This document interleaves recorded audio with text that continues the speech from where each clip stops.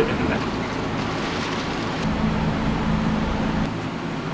ですかね、こんな感じですね。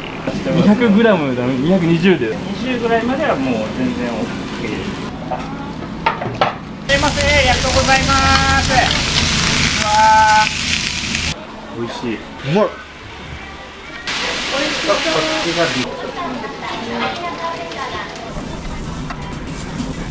驚かしたいんですよ。人が喜ぶことやるのが大好きですね。喜んで食べてもらってるのが一番。どうもありがとうございます。お腹いっぱいになりました。またよろしくお願いします。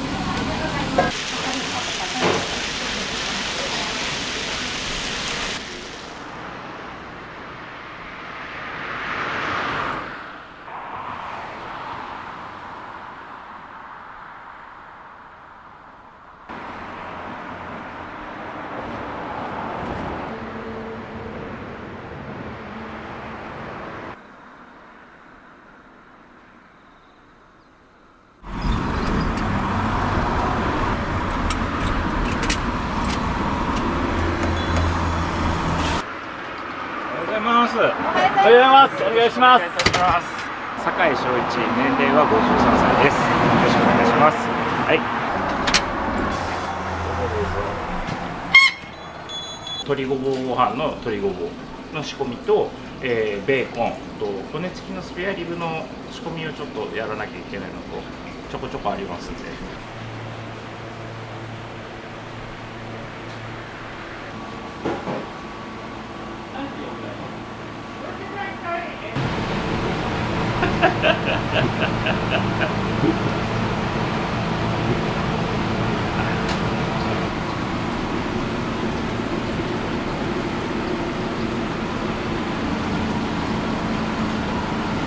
骨付きのスペアリブなんですけど、10時間低温調理で調理してるんですよ。営業終わって一人でまたこっそりやってきてやるんですよ。こんな感じかな、ポロポロの。人気メニューですか？そうですね、イースターとかでもこれメインでさせてもらったらやっぱかなり遠方からお客さんまたいらっしゃって、下がり肉っていうやつなんですけど、この内臓を支えてるお肉になるんですけど、美味しいですし脂身があんまりないんで健康志向、なんかダイエットしてるとかっていう人はすごい好まれて食べられますね。これを酒粕につけます。すごい柔らかくなるんです。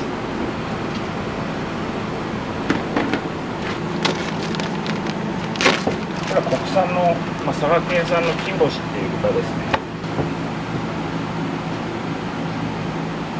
この骨に筋を入れて、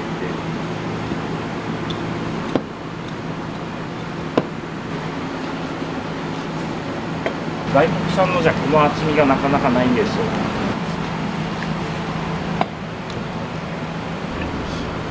そうなんですね。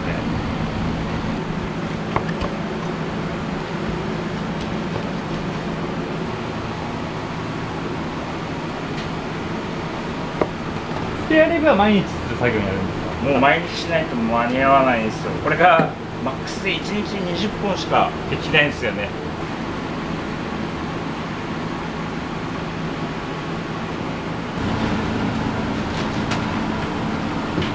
これはですね、肩ロース15とか16キロとかそれくらいの量で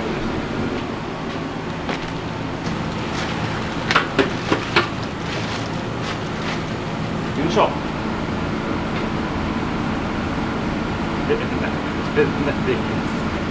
これ1本1日でなくなります。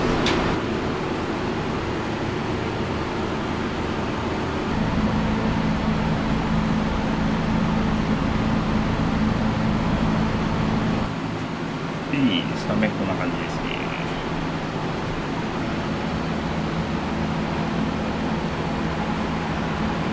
これ1日分ですね。基本酒井さんがさばく。そうですね。人には触らせないです。ずっとワンオペでやってたんですけど、去年ぐらいからもう間に合わなくてやっと入れられるようになった感じなんですけど、ここら辺だけはちょっと人に触らせんようにはしてますね。このお店でワンオペでやられてたんですか？そうです。この規模で。はい。すごい。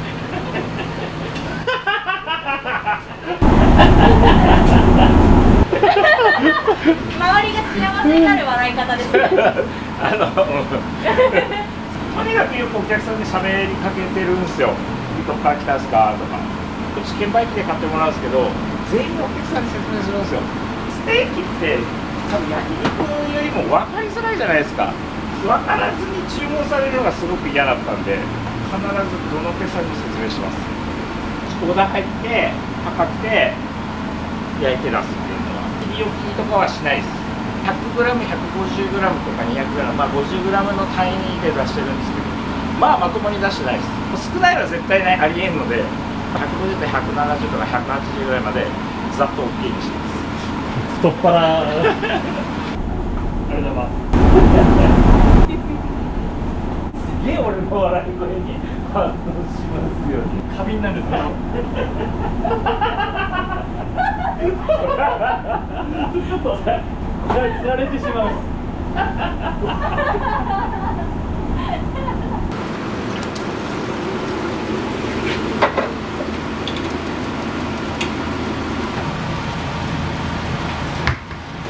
これさっき言ってた酒粕なんですけど、酒粕なんですけど。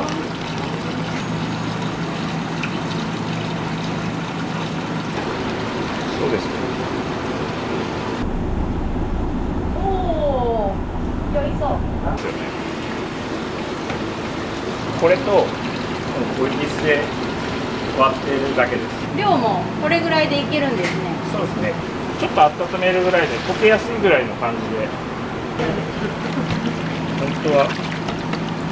本当は最初ちょっと塩麹やろうとしたんですけど、麹の管理が難しくて、これがたどり着いた答えでしたね。柔らかさ違ってきますか？びっくりするぐらいちゃうんですけど。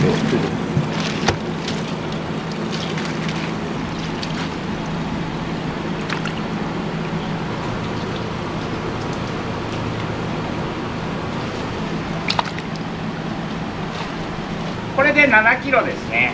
1日分持たない時もあるんで、予備では必ずネットをつけてます。ちょっと汚いですね。そうです。柔らかいですね。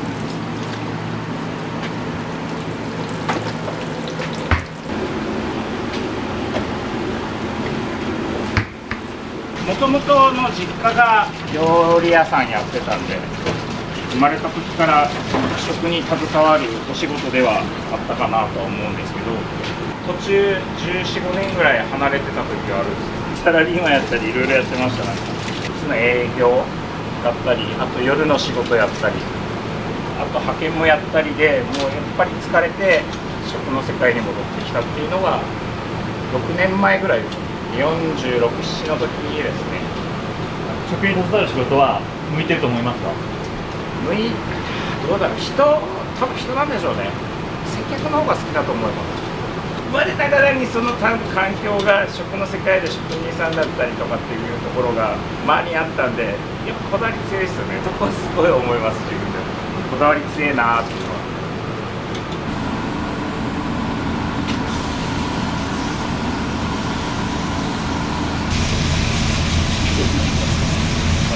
いいよって。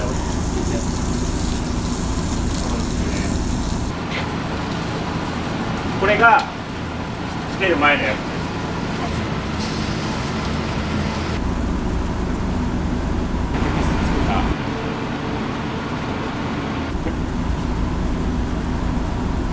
うん。どけ？全然違う。これはなんでこうなるんですか？酒粕の要はその酵素、アミノ酸だったりグルタミン酸、ああいうのが入ってるんで、これだけやばくなるんです。うちなんかで言うと安い部類のステーキに入るんで、高級店みたいにね、英語の和牛のとかっていうのを使えるわけじゃないんで、まあ、その中でもどんだけ美味しくできるかなって。次が鶏ごぼうご飯ですね。 SNS とかで一番火がついたっていうか、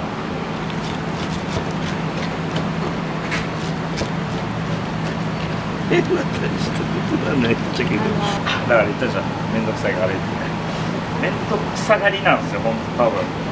見てもらうと分かるんですけど、でかいんですよ。でかいです。ちっちゃくやってたんですよ最初は。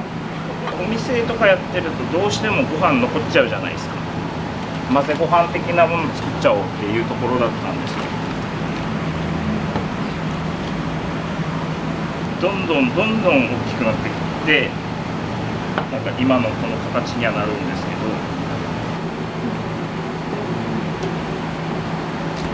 だから雑なんですよ。これが一緒に入るごぼうです。これごぼうこれくらいの厚さなんですよ。これなんか何ミリぐらいに切ってるとかあるんですか？あんま意識したことはないですけど、もうでかくです。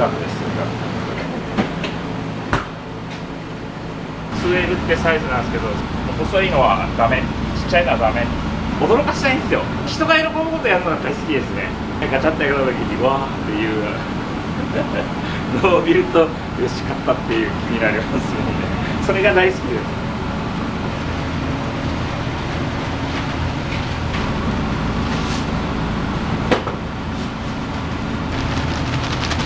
入れるものは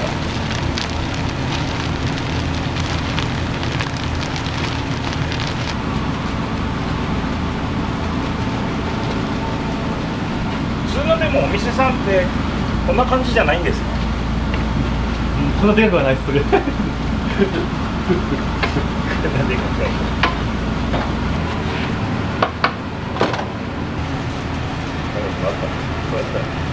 全部入れられるわけではない。全部入りますよ。これ全部入るんですか？全部です。これで多分3日、週末だと2日で終わります。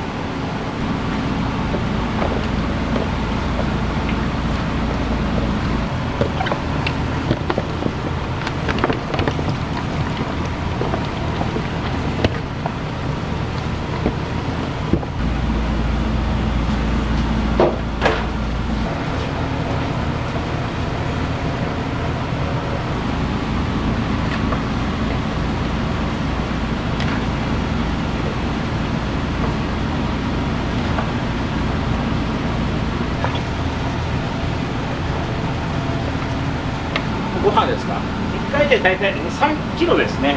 4回とか5回とか、炊いたらすぐ炊くみたいな感じでやんないと間に合わないんですよ。具材とお米の割合がちょっとおかしいような気もするんですけど。それが普通になってるんで、お客さんの期待裏切っちゃダメだっていうことですね。SNS で見たのとちゃうやんみたいな感じなのがすごく嫌じゃないですか。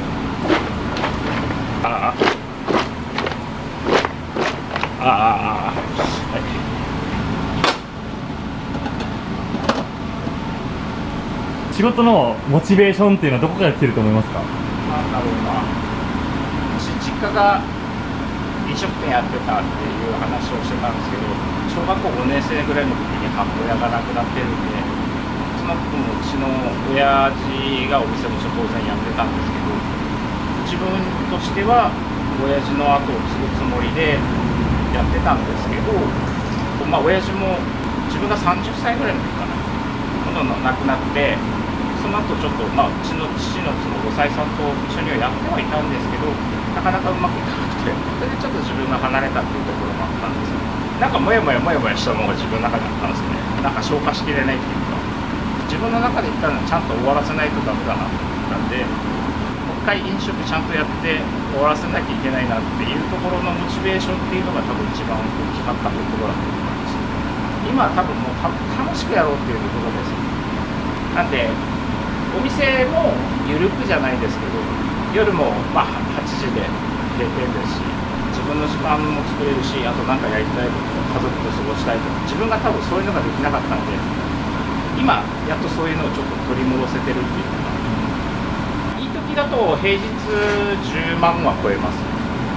土日だと20万は超える感じで、楽ではないですけど、しっかりと目標を持って頑張れてるなっていうところです。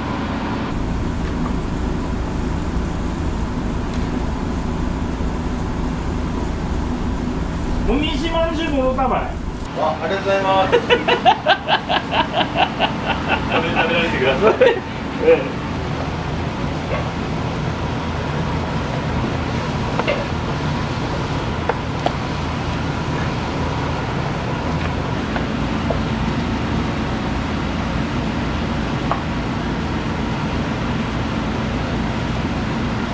っしゃ。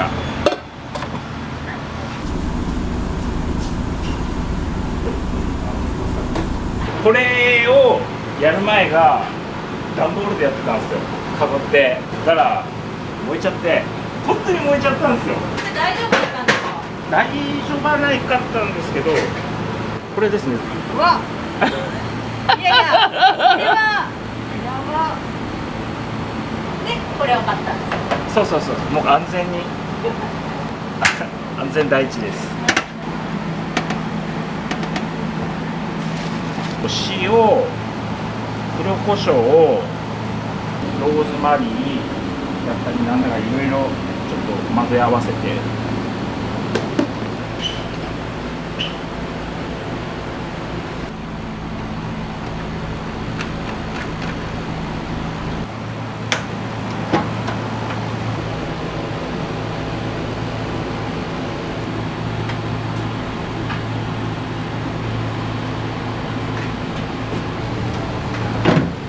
だいたい40分から1時間っていうところですね。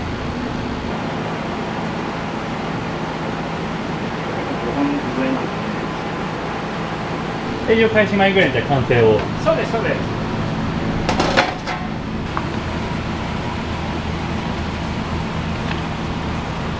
とても5本の具材には見えないでしょ。水分補給をしてください。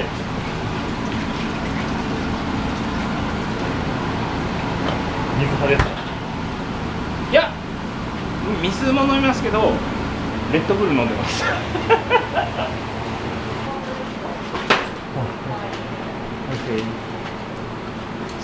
後であげる。冷やして。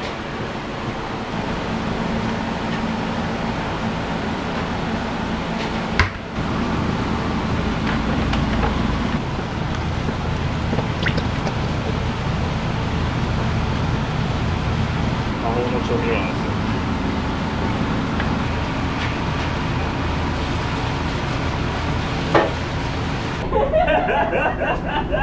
今じゃないよ。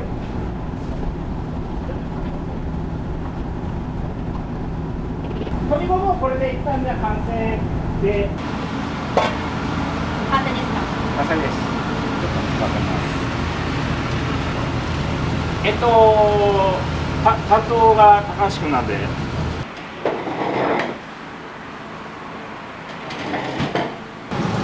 ごい燻製の匂いがする。いうやつなんですよね。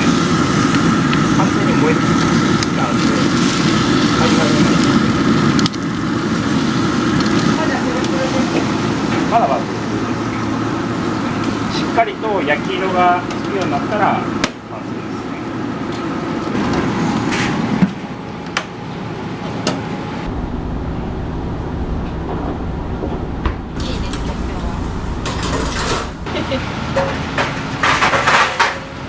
女性多い時はもう速攻でなくなりますね。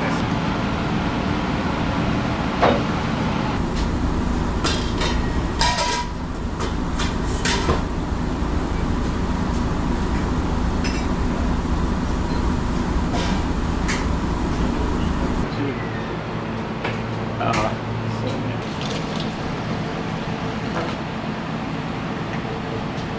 このぼーっとするには最高の景色です。で、タバコ吸いながらぼーっとするんですよ。ここ見ながら。これタバコ吸いながらぼーっとしてます。もうヘアスタイルは昔からですか？お店始めるちょっと前から伸ばし始めて3年目4年目ぐらいかな。とにかく覚えてもらいたいっていうのがあってのこの髪型ですね。買い物とか行ってもあって言われる時はやっぱあるんで、悪い意味でできないですね。悪いことはできないですし変なところにも行けないです。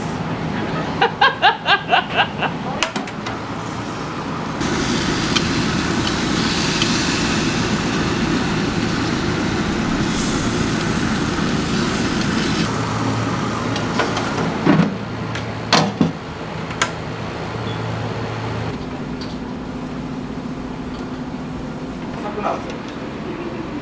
白ご飯がうまければ一番いいんですけど、絶対残るんで。6時から撮ってるから。いいですね。あ、9時。6時かと思います。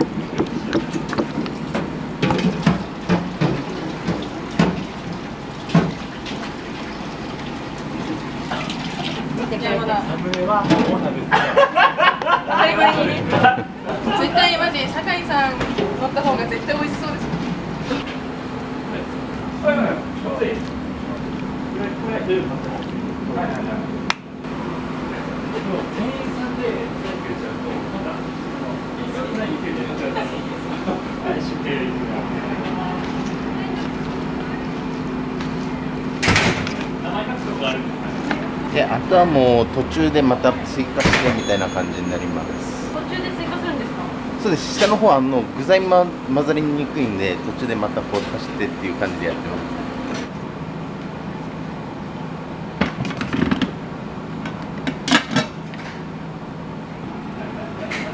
ですよね。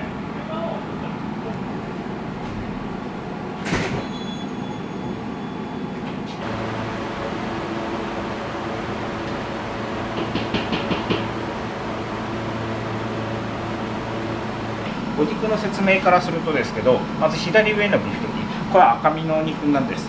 酒粕使うてお肉の仕込みしとくけんが結構柔らかいお肉なんです。隣のベーコン、これうちで作っとるベーコン市販のと比べると味とか香りは全然違います。その隣のロース、これも一番おすすめしてます。まず柔らかくて味すごい美味しかったです。真ん中の方に行って骨付きのスペアリブ、低温調理で10時間仕込み場しとくけんがもうポロポロの柔らかいお肉ですね。さらにもう脂身のしっかりとした美味しいお肉になります。お肉のサイズですけど 150g が普通のサイズです。あとご飯とかスープはもう全部料金の方に入っとくけんがお肉だけ買うてもうたら大丈夫ですのでよろしくお願いいたします。テレフォンショッピングみたいな。もうなんちゅうと考えにでも出てくることだったっけね。一押しはロースとスペアリブがもう最強ですよね。美味しい組み合わせかなって。ご飯スープはもうお客さん完全にセルフで、鶏ごぼうももちろん入ってます。その中にこのスタイル崩すと多分うちじゃなくなると思うんで、喜んで食べてもらってるのが一番やり続けるところなので、お米高くなろうとも、絶対このスタイルは崩さずやります。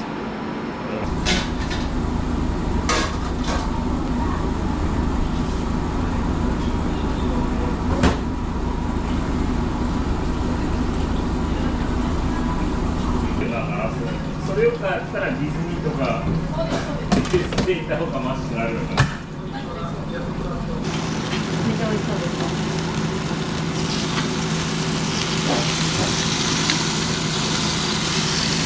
はい、完成です。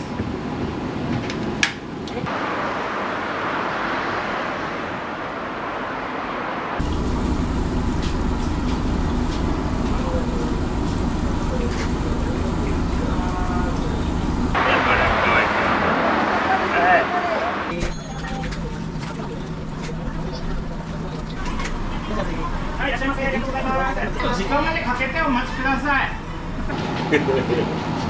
そんな感じですね。いつも土日はもう営業前から暑か中並んでもらうと入ってもらってもらってます。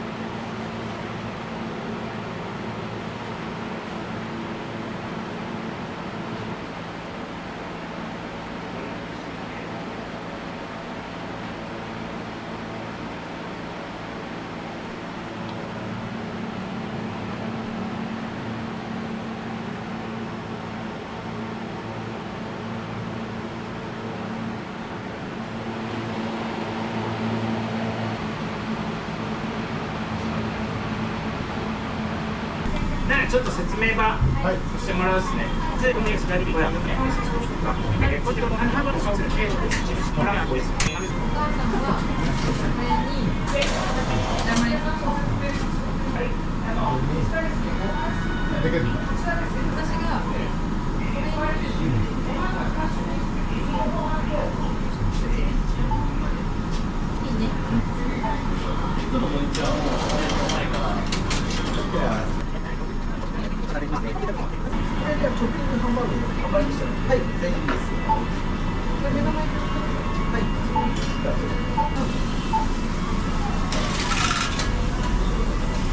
とうございます。お願いします。ではお席でお待ちください。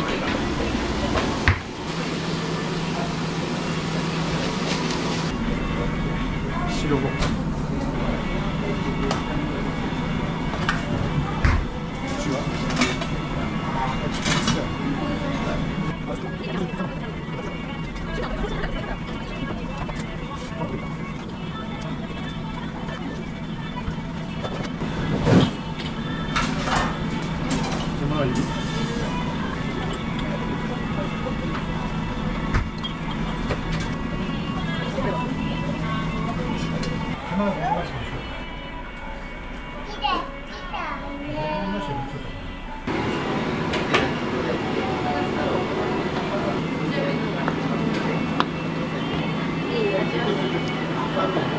100グラムなんですけど、これぐらいで出してるんです。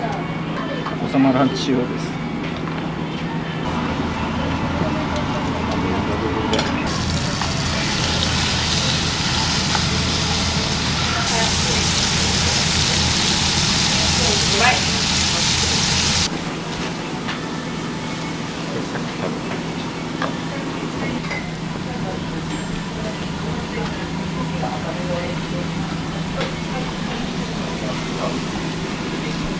300円。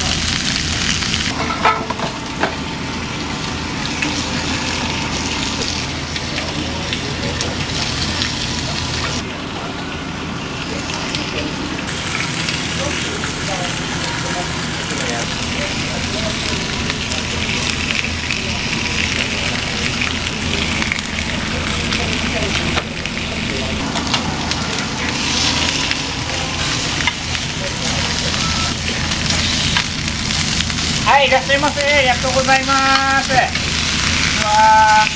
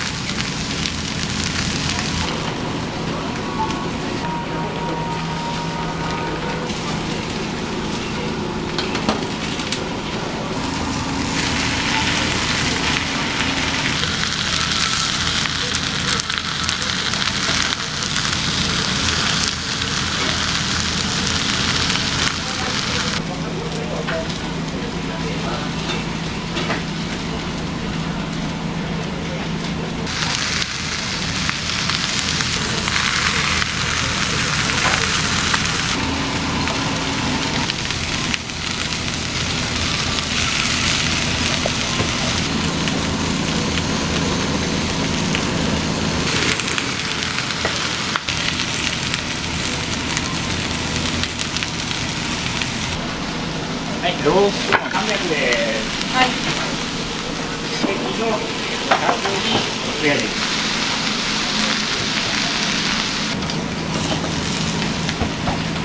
目玉焼き。いい。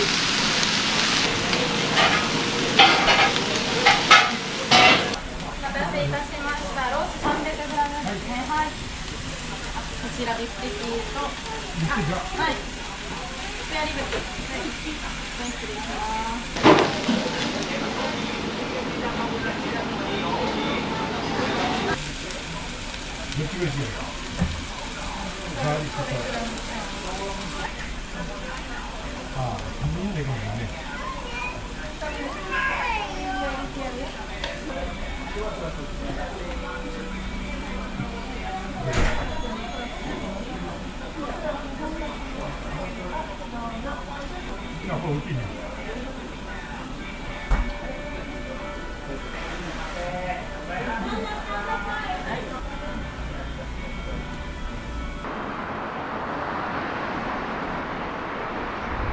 すごいね、泉ナンバーと思ってたでしょ。人気。どこのナンバーこれって言うと、お客さんを驚かせるつもりが。そう、こっちが驚かされる。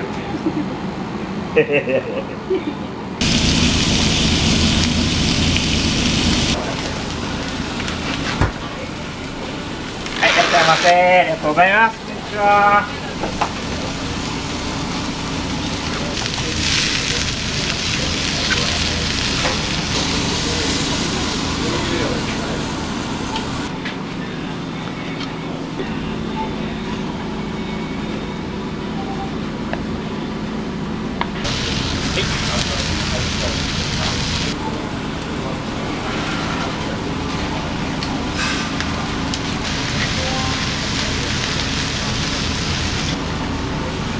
はい、ごゆっくりどうぞ。ありがとうございます。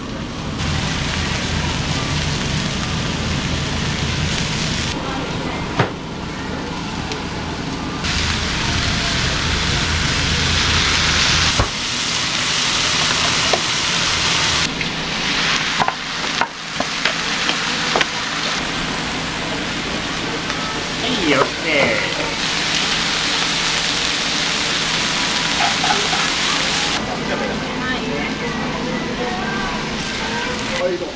ビフテキハンバーグです。お焼きになっておりますので、鉄板でお好みの加減に仕上げてお召し上がりください。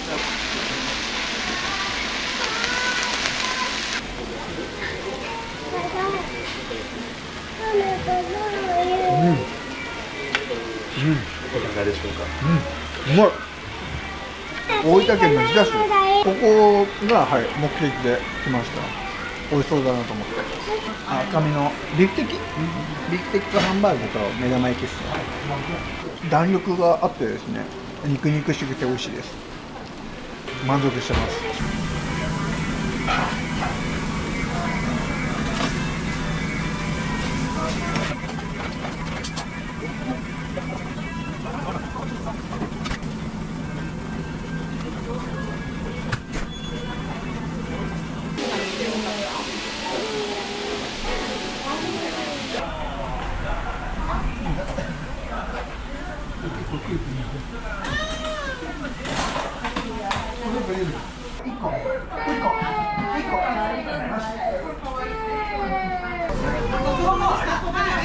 お腹いっぱいになった？はい、ありがとうございます。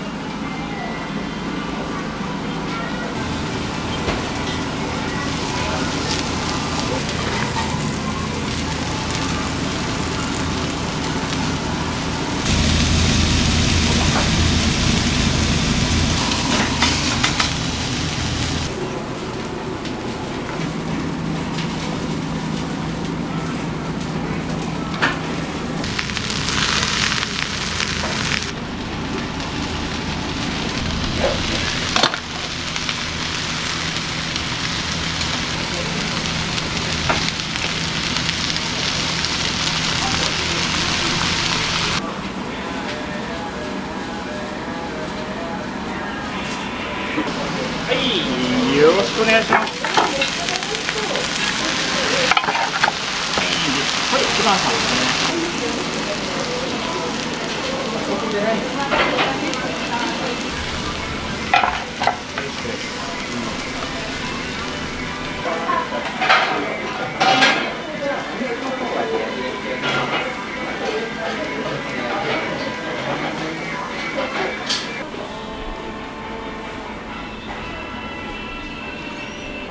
しい。うん。今日どちらからお越しになります？福岡市の東区の方から鳥栖のアウトレットに行くので、その前のランチでここに来ようかなと思って、お肉を食べたい気分で調べた時にやっぱここが一番インスタとかでも多かったので、これはなんかおすすめだったらロース歯応えもあって美味しい。150g ぐらいあるのでバッチリ満たせるかなと思います。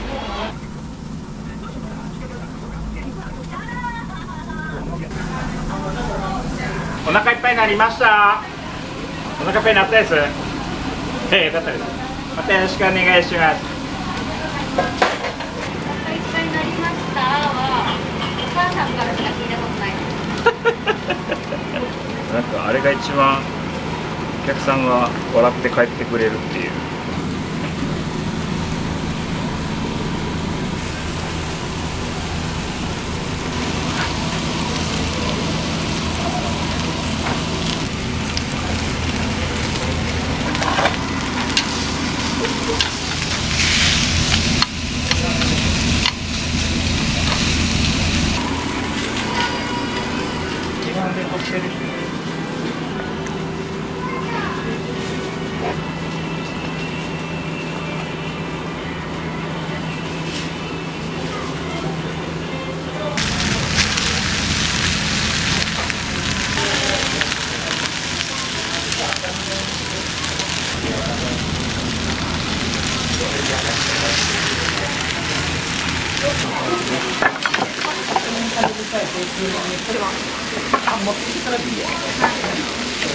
ロース203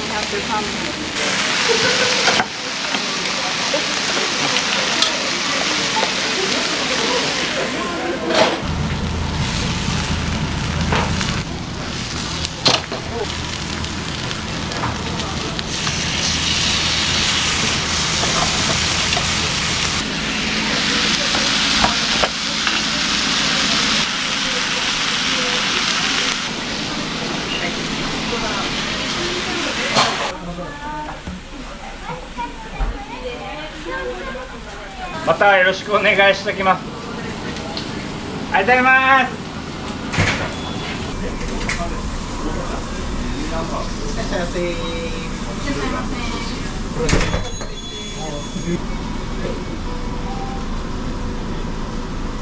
はい、ゆっくりどうぞ。ありがとうございます。で、圭介ですよね。嫁、やっぱり、ここで働きよるんですよ。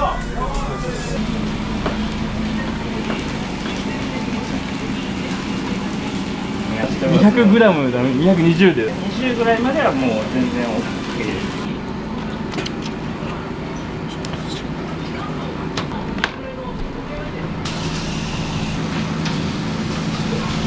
すごいざっくりつける。分かってないです。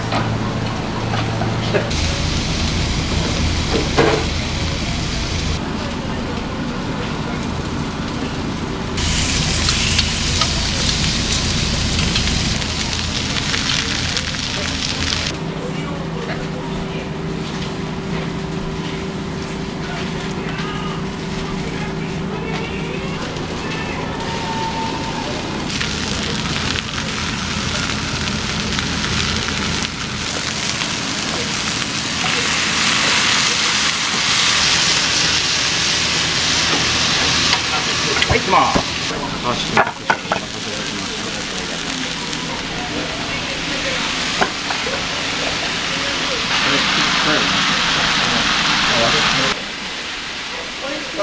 ちがビフテキのハンバーグ。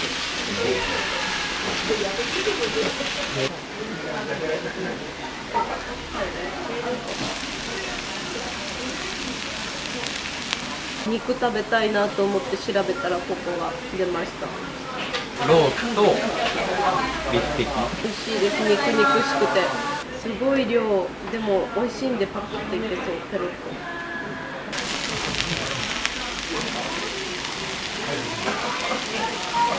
美味しいですか？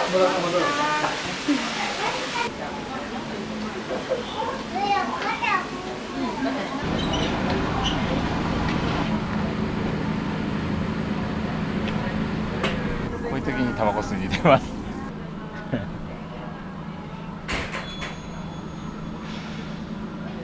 ハードですか、仕事は。あとです。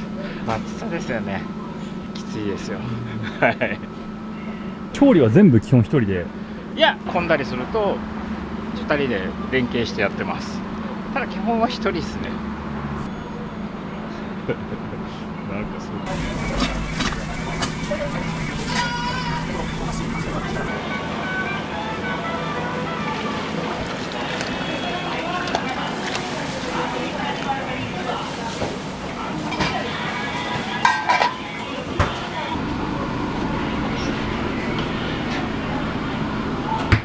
半分まではないですけど、まあ6分の1は終わったです。まだ開店して1時間も経ってないですけど、大体いつもそれぐらいのペースで。そうですね。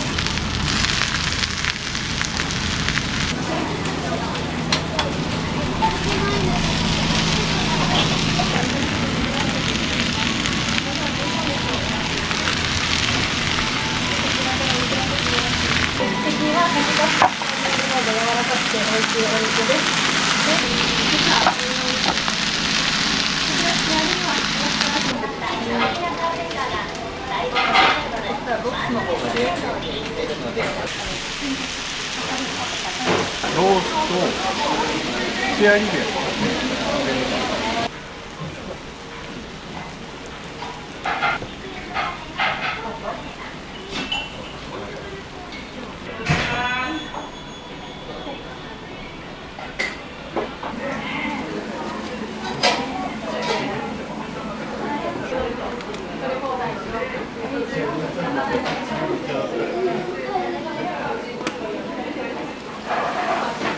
美味しいです。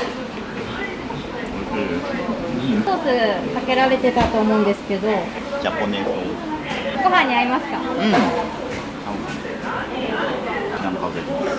とりあえず塩で一回いっとこうかな。後からソースも。全部使います。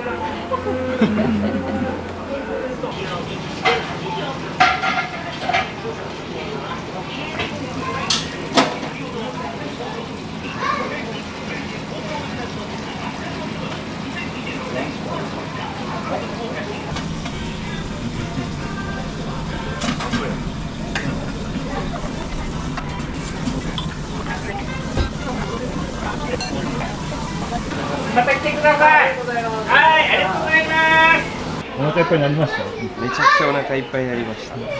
お得感、おかわり自由なのと野菜もたくさん食べれるところ、火加減自分で鉄板でコントロールできるのがすごいいいなと思いました。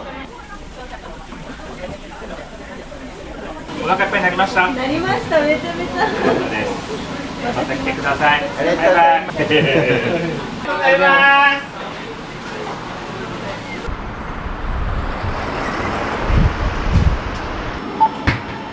もう半分これでいい？半分までなんですけど、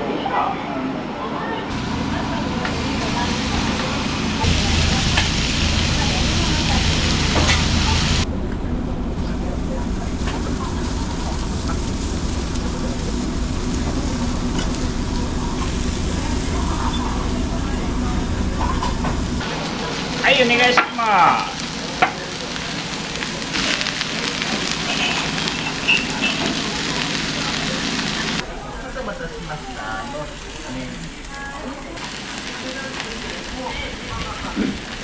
おいしい。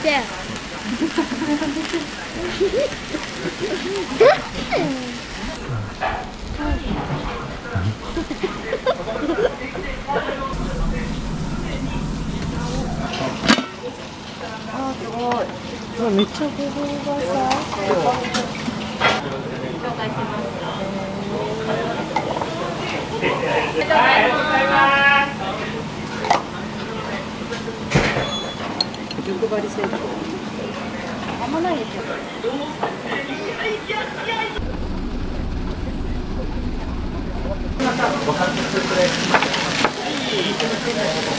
これがロースの 200g のサイズになってる。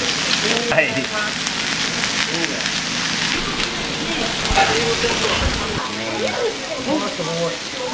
お肉の方はレアで焼き上げてるので、あとは食感でお好みで加減でお召し上がりください。おいし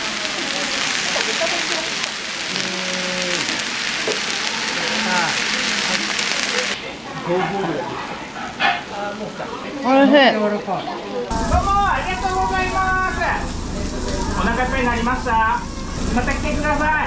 はい、ありがとうございます。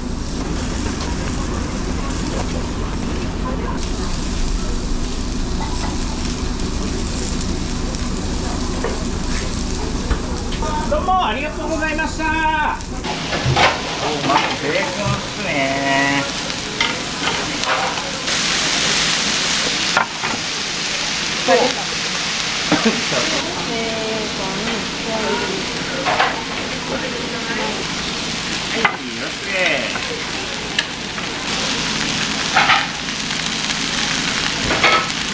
うまそう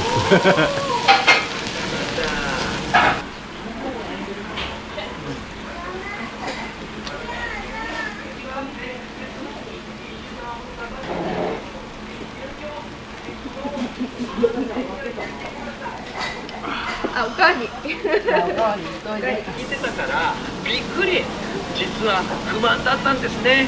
そして私の手を握りしめて、あの人は言うた。飲み放題30分間。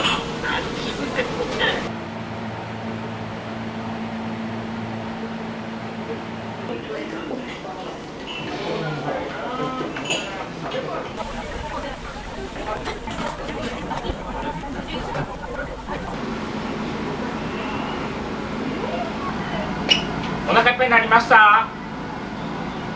ありがとうございます。またよろしくお願いします。もう店の名前覚えてもらいやすいように洒落た名前考えたんですけど、親父のステーキが一番しっかりなってしっくりくるなと思って、こんだけお客さん来てもらえてるのを長く維持できて、またさらにたくさんお客さん来てもらいたいなっていうのと、最終的な目標としてはお店を大きくしたいとか広くしたいとか大きくしたいとかはないんですけど、思うまいお店に出たいです。もう一回ちゃんと言ってもらっていいですか。はい、目標お願いします。思うまいお店に出たいです。はい、はい、来ていただけてるだけでありがたいと思ってやってますんで、喜んでもらえる、帰りに美味しかったって笑って帰ってもらえるってことをとにかく一生懸命やってるんで、またいっぱい来てください。よろしくお願いします。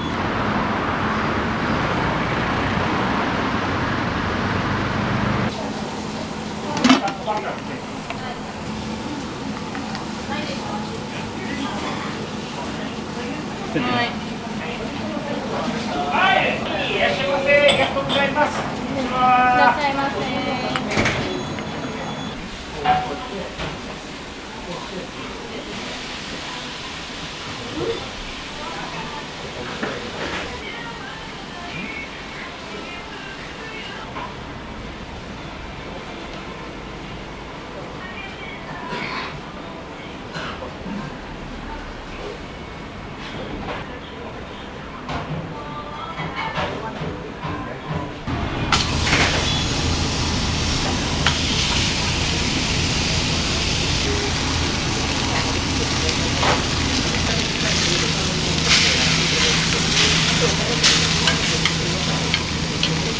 かってあったりするとですね。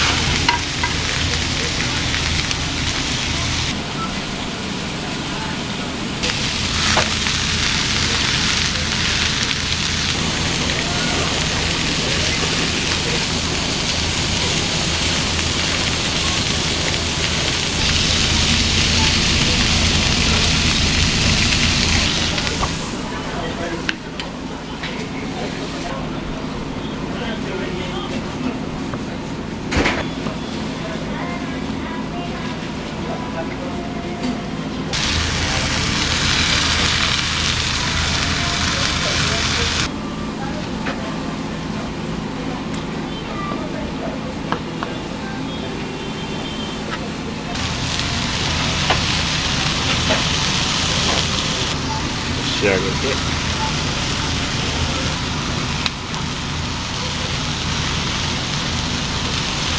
はい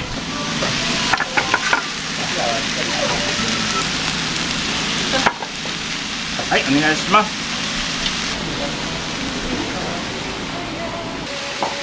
お待たせいたしました。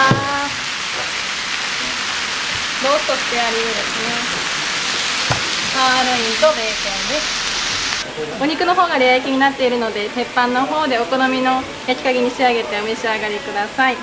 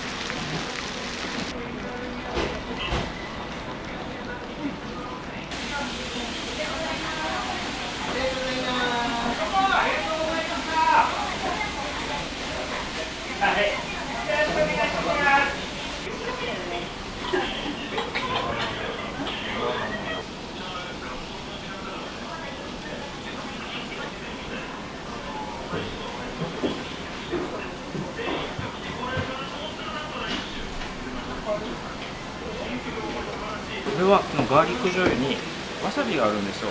合わせて食うのがこのロースは最高に美味しいです。邪道かもしれないですけど、オレンジのスパイスがあるんですけど、あれは本当にうまいです。本当に美味しいなと思ってから置いてます。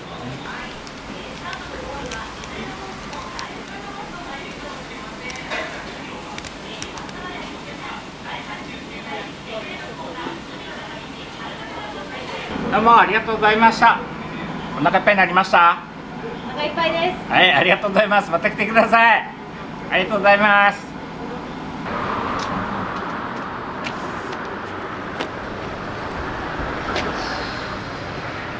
ありがとうございます。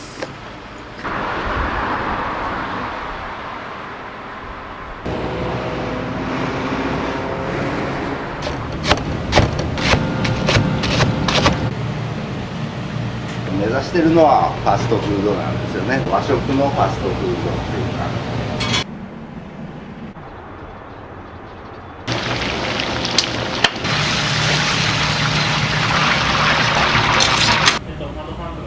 いやいや、もう2人だけです。2人ですから。毎日みたいな。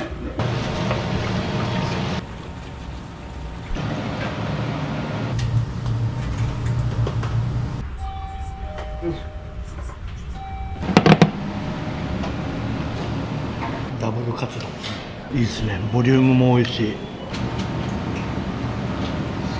カツ丼絶品。安くて早くて美味しい。12番、13番でお待ちのお客様、いたしました。カレーとカツ丼自体が食べたくなる時はたまにあるんですよ。どっちも食べてほしかったんです。カレーもカツ丼も。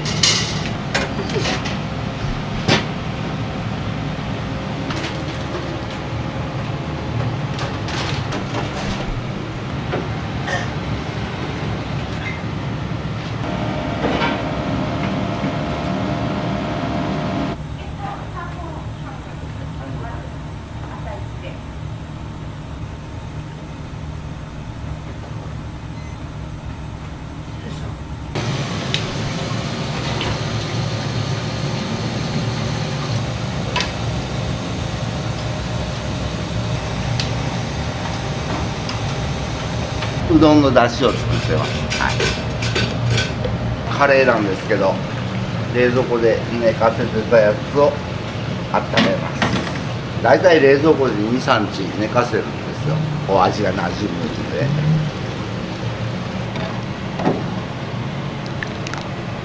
何食ぐらいいつも昼カレーは？その日によるんですけど30食から50食の間ぐらいですかね。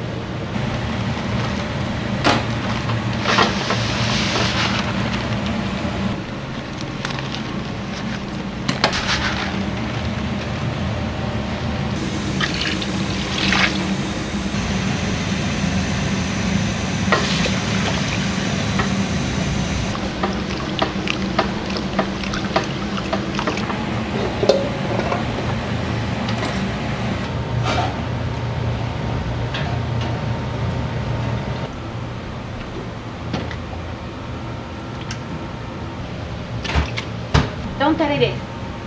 カツ丼とか牛とじとか。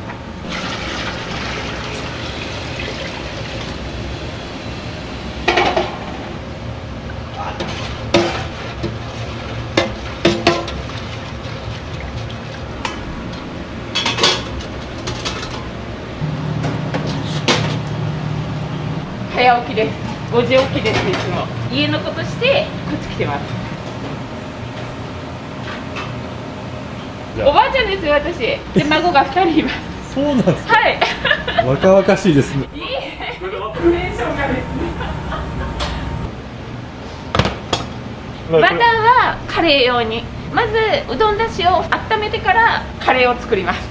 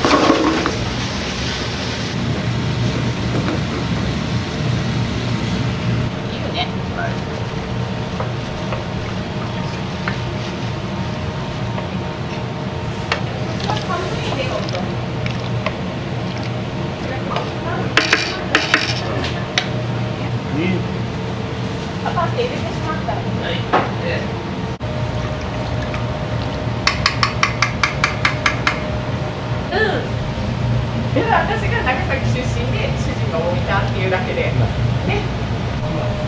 朝相当早く出てきたんですよね。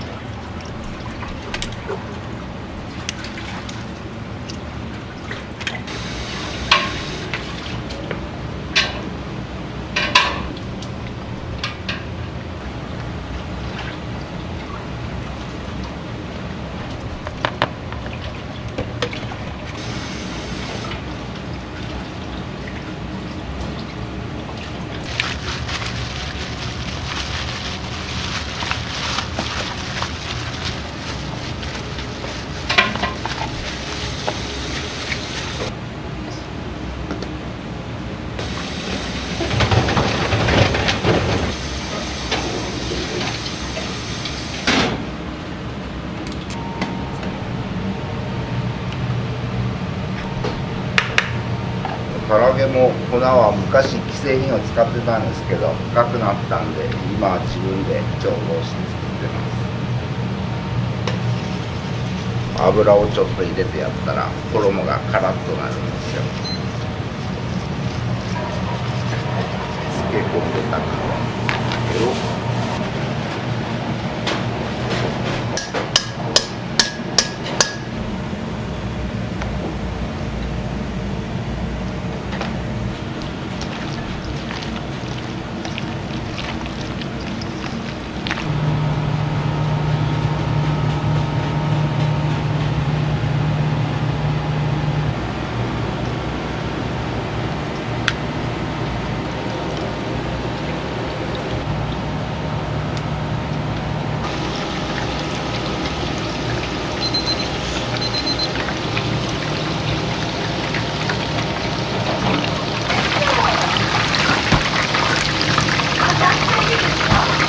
じゃあ一人でします。注文が来てからもう一回揚げ直して2度揚げして提供するような感じですね。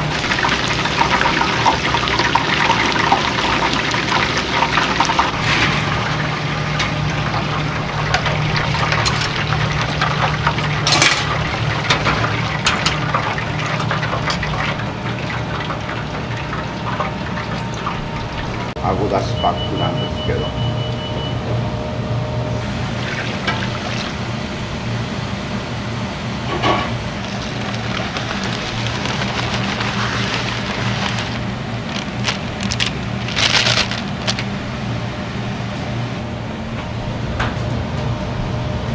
バターとか砂糖とかその他ちょこちょこっと業務用のカレールーを使ってるんですけどこのカレーのルーをちょっと薄めに作ってやって甘みとか辛みとかうまみとかコクとか香りを引き立たせてやるっていう感じでカレー作ってます。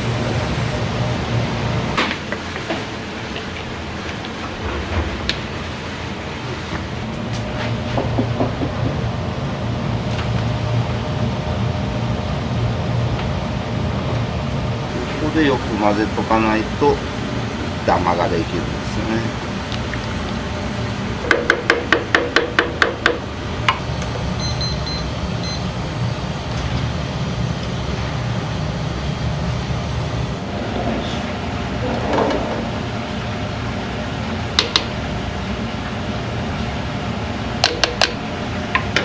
ドンマックの由来って何なんですか？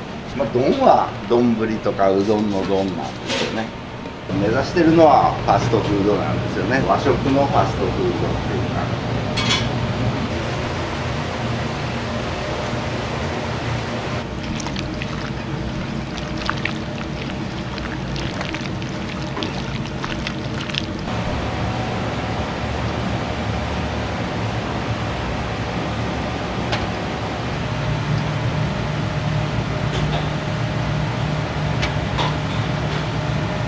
今年64になります。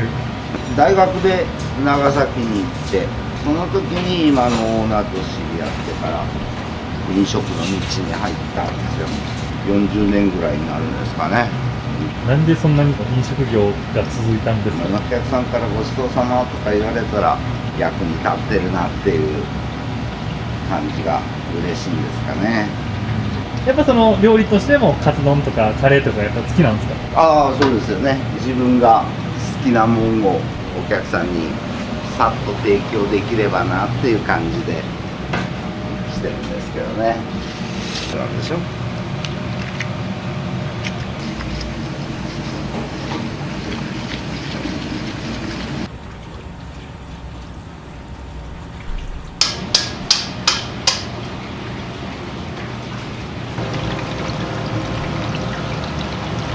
私と家内と朝から晩までずっと2人で。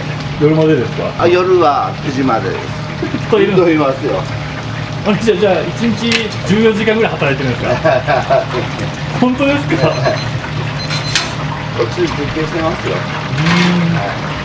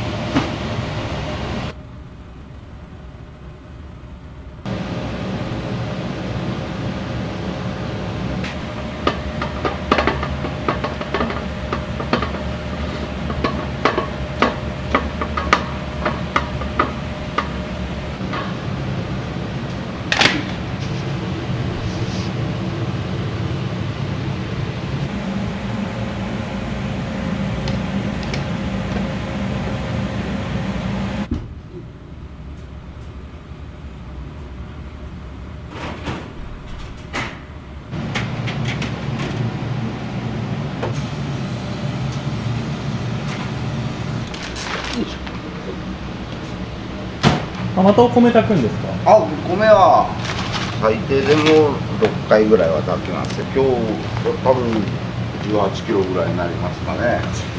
最高最高やっぱり11、2回は炊いたと思いますけどね。36キロとか。36キロ。ぐらいですね。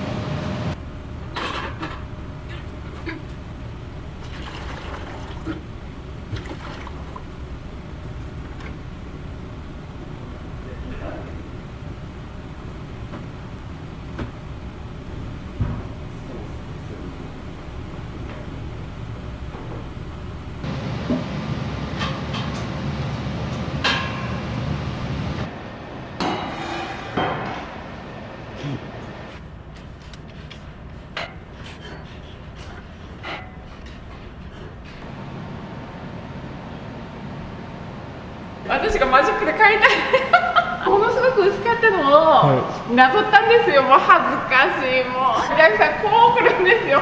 これはなんだみたいに申し訳ないって思って字だけでもねしっかりしとけば違うかなと思って。値段上げてちょっとだけ多く取ろうみたいなないんですか？ないですね。もうこれでいこうと思ってます。なので人件費を減らしてまあ夫婦でするのもそこかなとじゃあそんなにじゃあ例えば原価から儲けは乗ってないってことですか？ないですね。まあしょうがないかなってこれで言ってますずっと。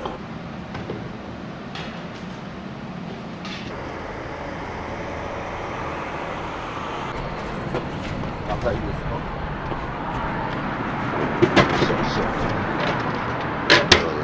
ありがとうございます。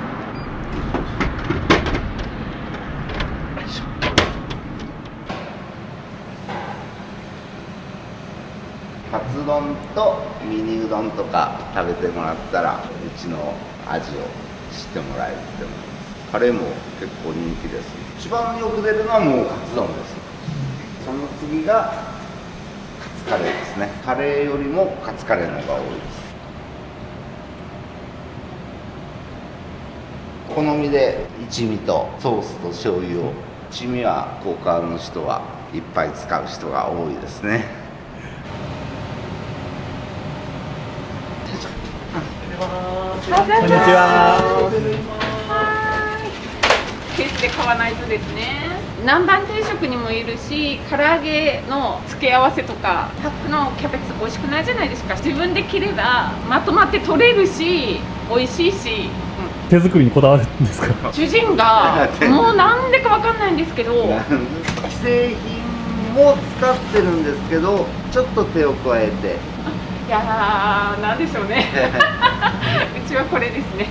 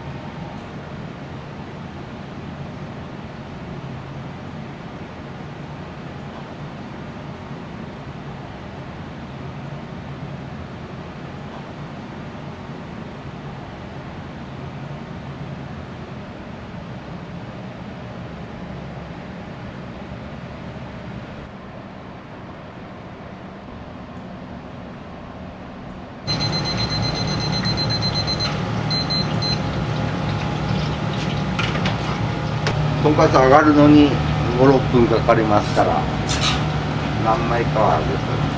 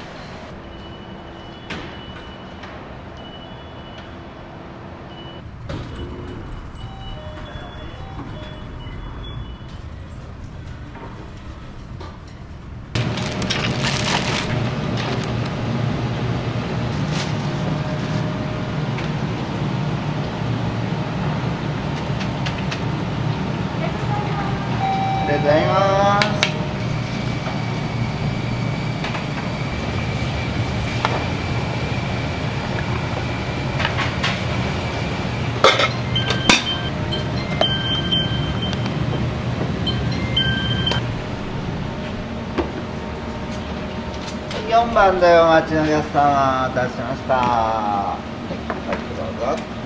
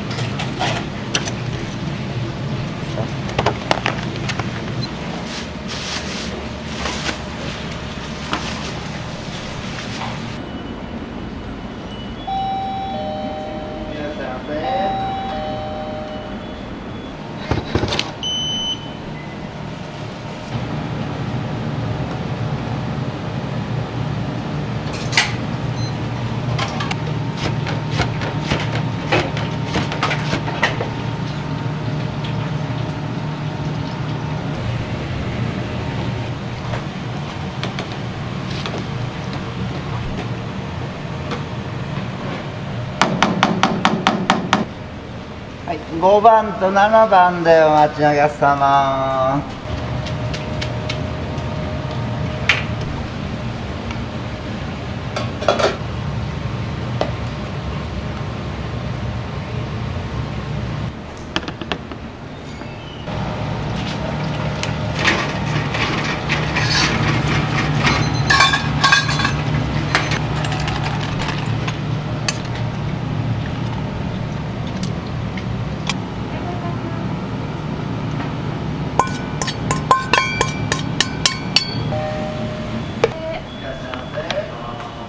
6番でお待ちのお客様、お待たせいたしました。はい、お願いします。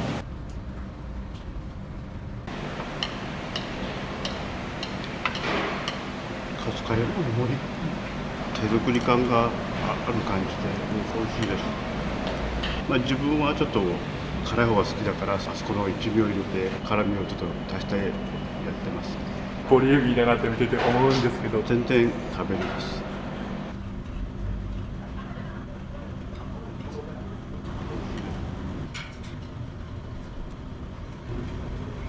チキン南蛮冷蔵庫です。普通に上から完成なんで柔らかくて美味しいですね。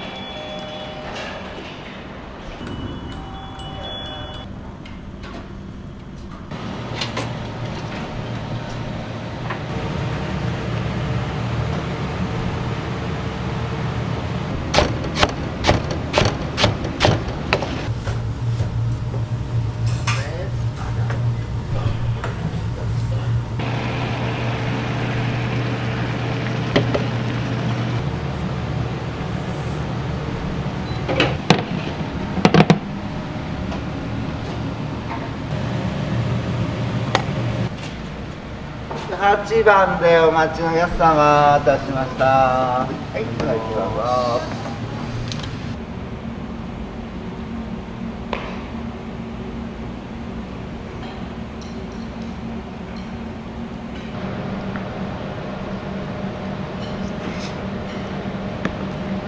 玉ねぎをさせてもらってますね。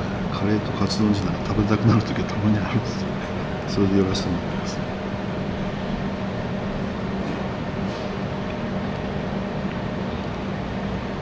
美味しいですよ。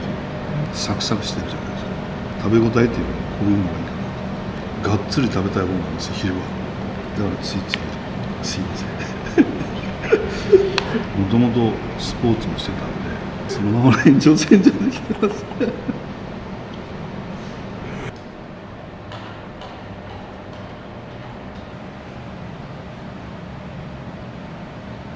どっちも食べてほしかったんですよ。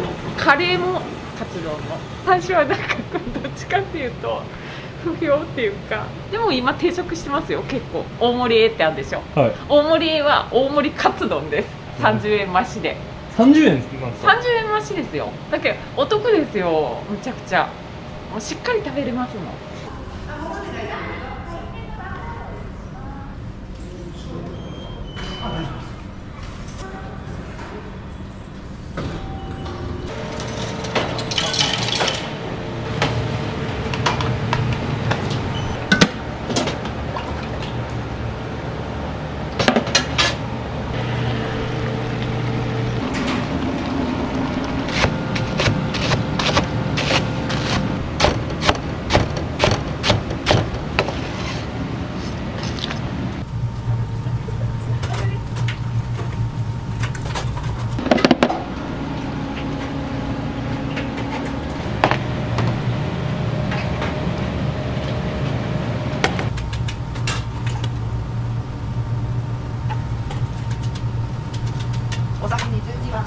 12番、13番でお待ちのお客様、いたしました。普通のダブルカツパンです。はい。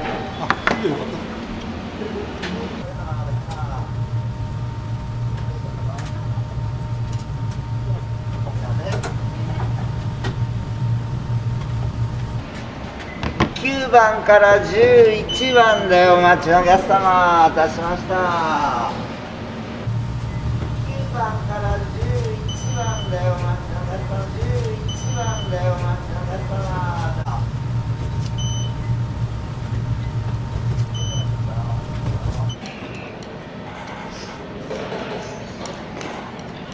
ダブルカツだ。とにかくもうボリュームが多いっていう、いつも大体これです。家庭の味です。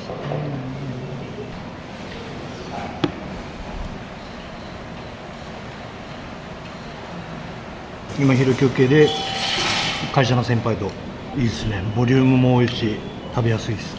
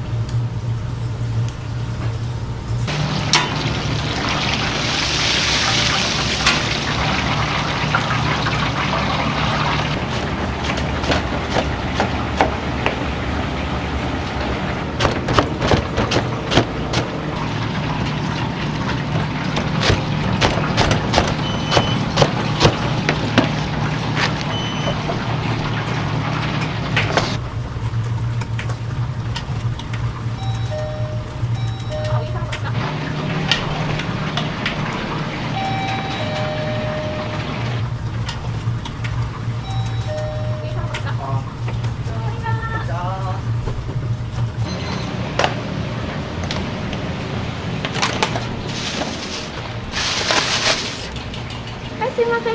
大盛りダブルとカツカレー2個と大盛りカツカレーです。はい、すいませ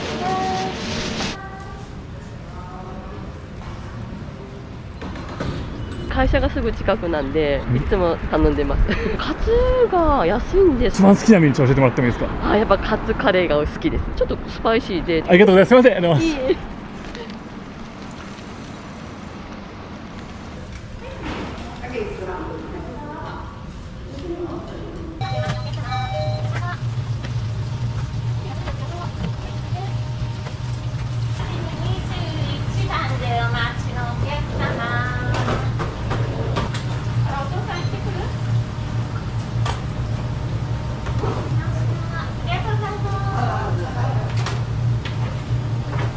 お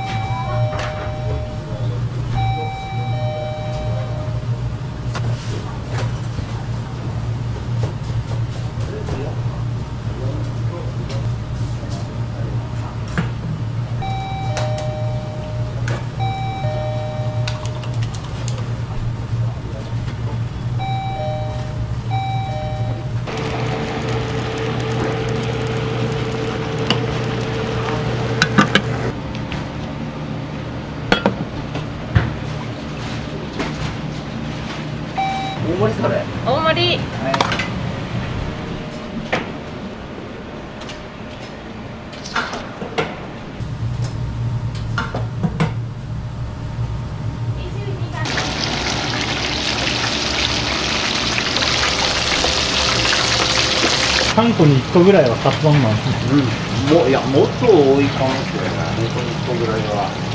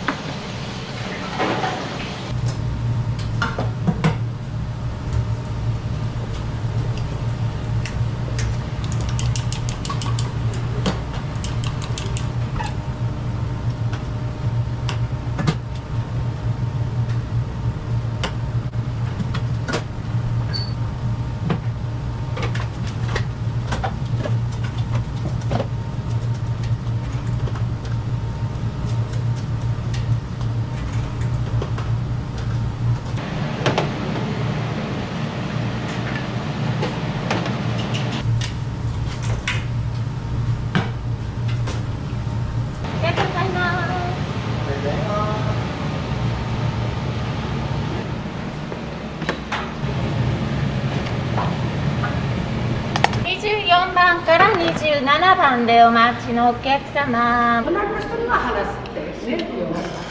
お腹言うんだったら話して。カツ丼サクサクおしい感じで美味しいかなと思います。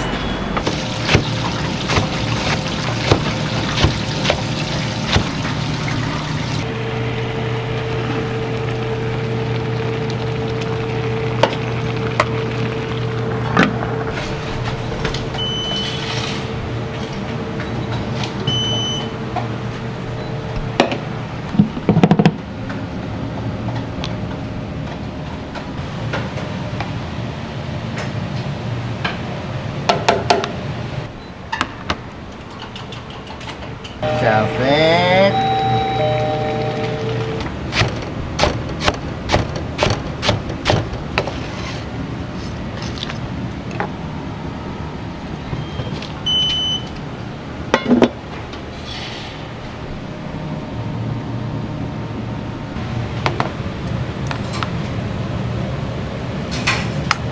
30番、31番でお待ちのお客様。はい、すいません。どうぞ。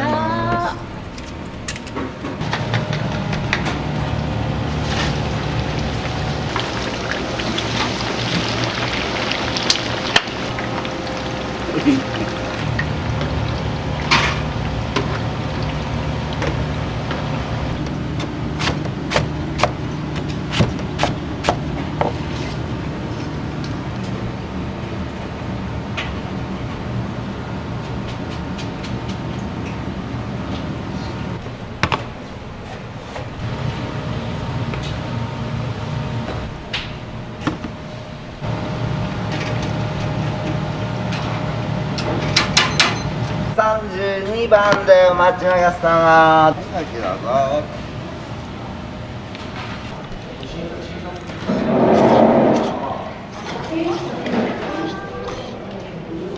うぞ。昼休みでカツ丼とうどんのと唐揚げの美味しいですよ。初めて来たけど、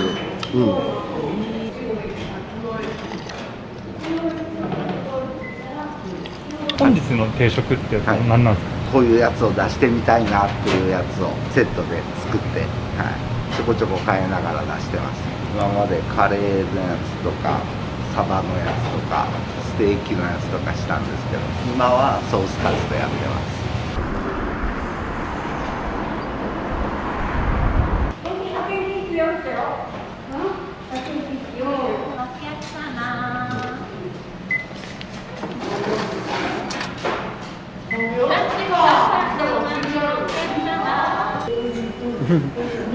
ありがとうございます。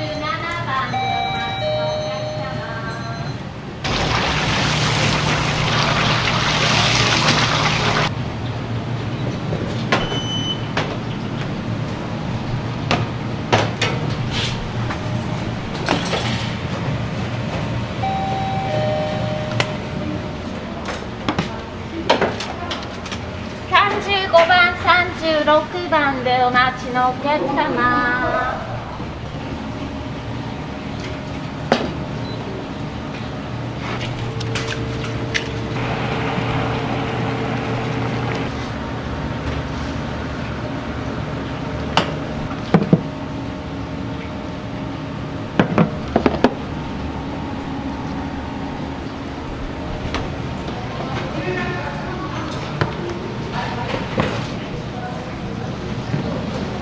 46番でお待ちのお客様。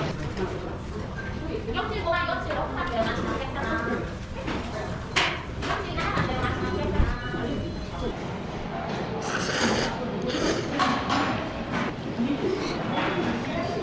週に1回ぐらいカツ丼とうどんですね。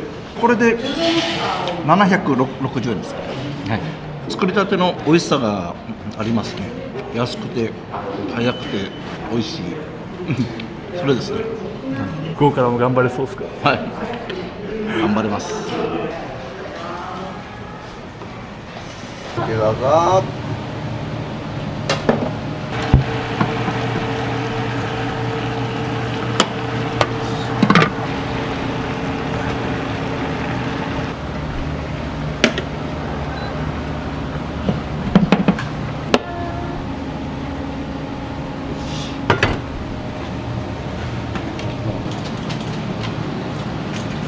この辺のうどん入れてもらってはいはい。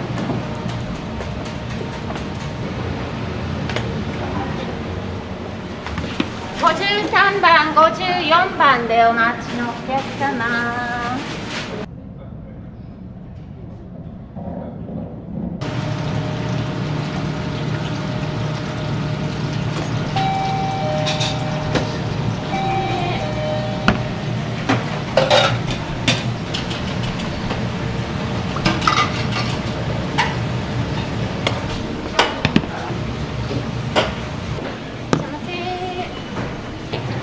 お願いします。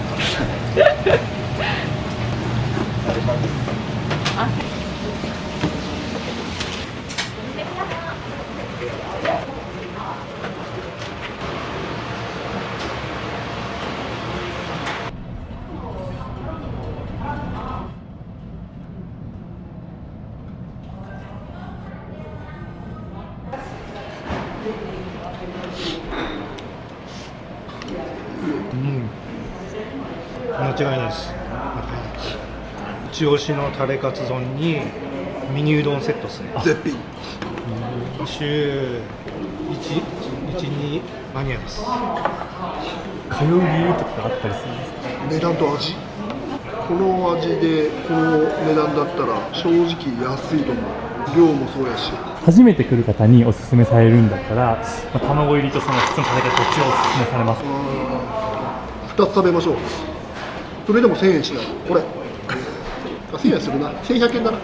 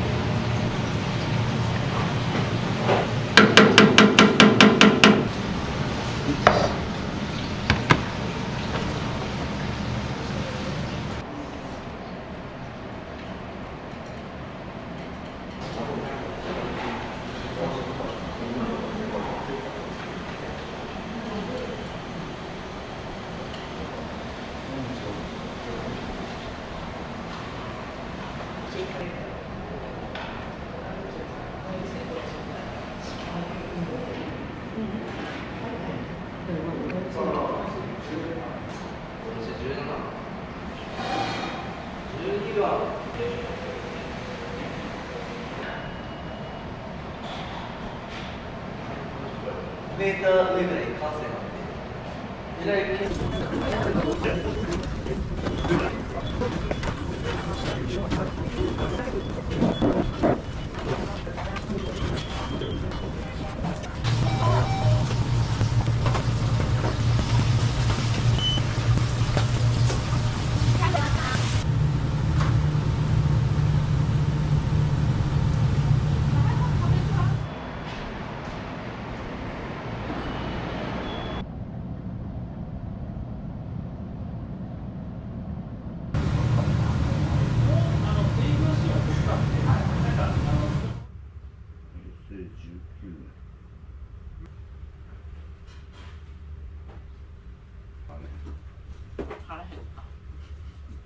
今日よかったね、スパスって。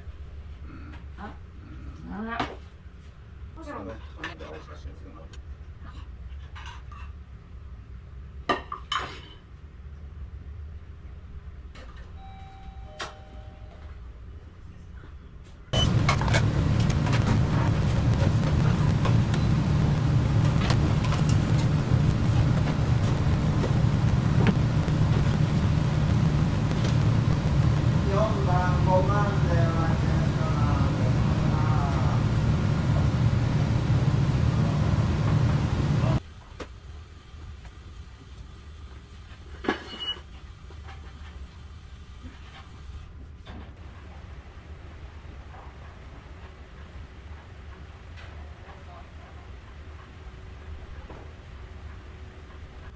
今日は親ティーを食べてなかった。親ティーを。取り下ろすと。親ティーとか言うと。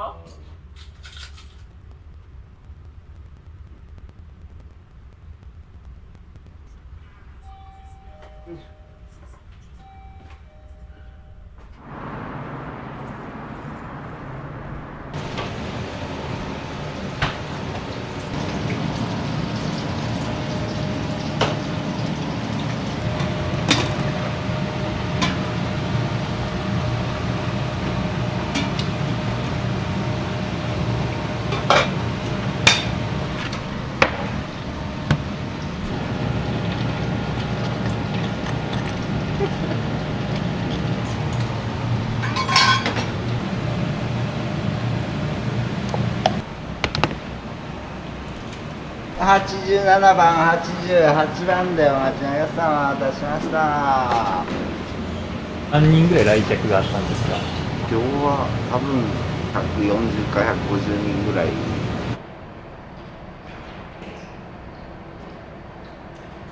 仲良しの秘訣は何ですか？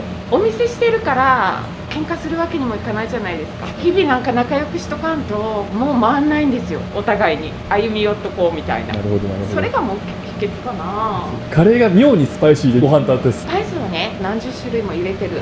甘みとか辛みとか立たせるための材料を加えてる。すごいと思います。この味大好きですもんね。そこがすごいんですよ。だから尊敬してるから頑張れるんでしょうね。夫婦も仲いいんでしょう。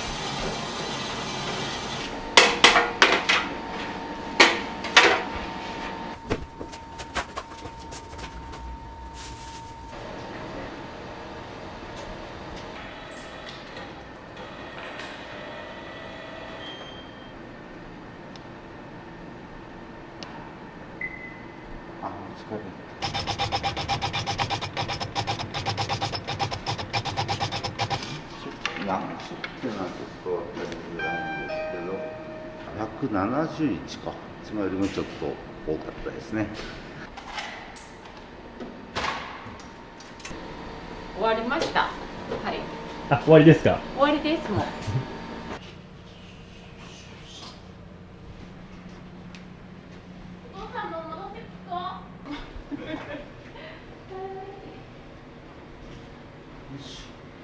お疲れ様でした。お疲れ様でした。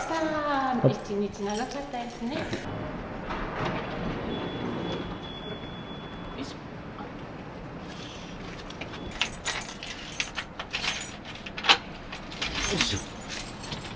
よし。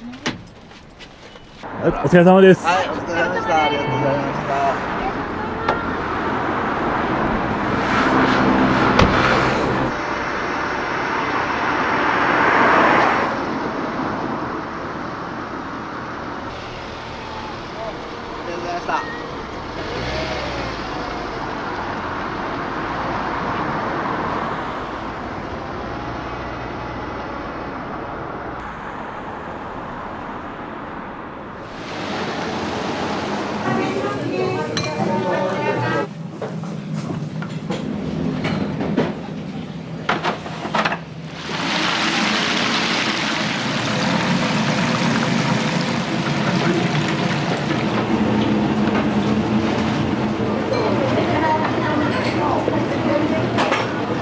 のようにきます。ありがとうございます。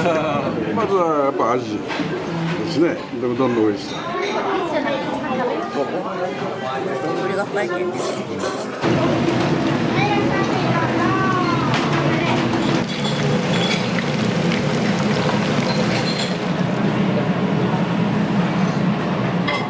漬物がまた美味しい。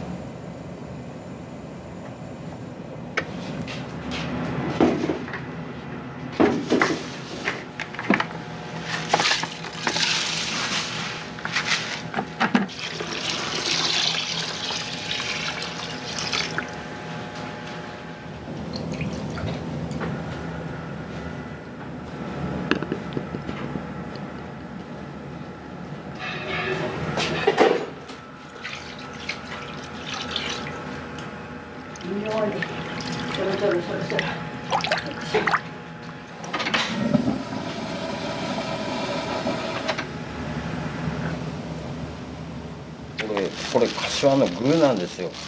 ここ具とご飯と別々にやってるんです。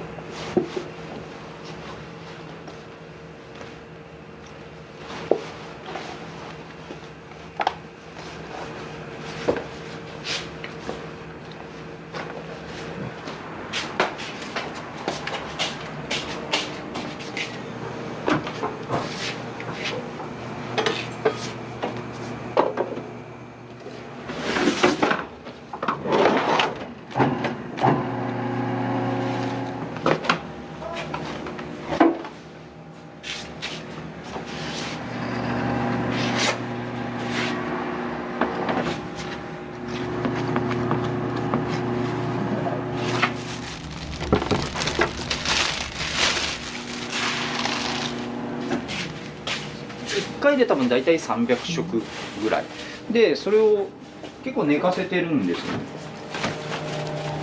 こんな感じで、まあうちの社長の考え方なんですけど、物は腐る手前が美味しいっていう、その甘くなるじゃないですか。で小麦の甘みを出すためにやっぱちょっと寝かせるっていうやり方をしてて、フルーツとか果物とかもちょっと熟成した方が美味しいっていう考え方で、まあ、熟成をさせるために大体4日ぐらい低温で、大体他のお店だったら18度とかで、前の日に仕込んだりするんですけど、うちの場合は12度13度とかで。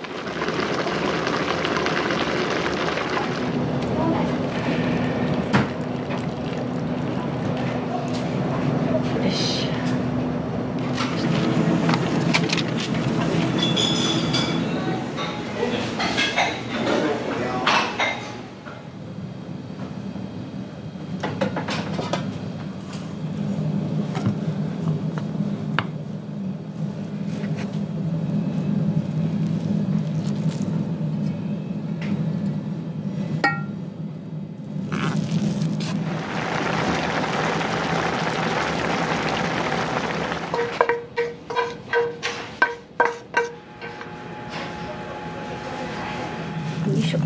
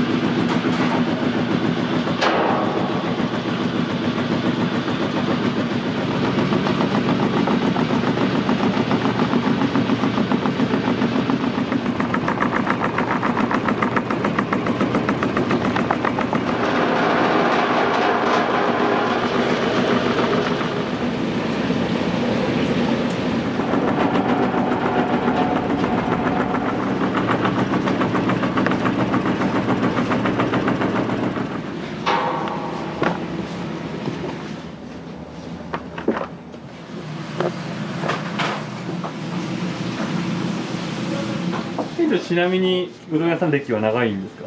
僕 IT で10年いて、だいぶなんか路線変換というか全然違いますよね。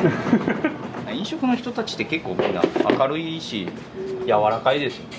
それは好きかなとは思います。畑違いのところからやっとってんですね。そうですね、だいぶね。なんでなんか気づいたらうどん屋になってました。最初皿洗いからずっとやってましたよ。あ、そうなんですか。店長今おいくつになるんですか。今年で40ですよ。あ、今年で40。はい。40になりました。まあこれから松屋がだんだんお客さん増えていけるように頑張りたいとは思ってますけどね。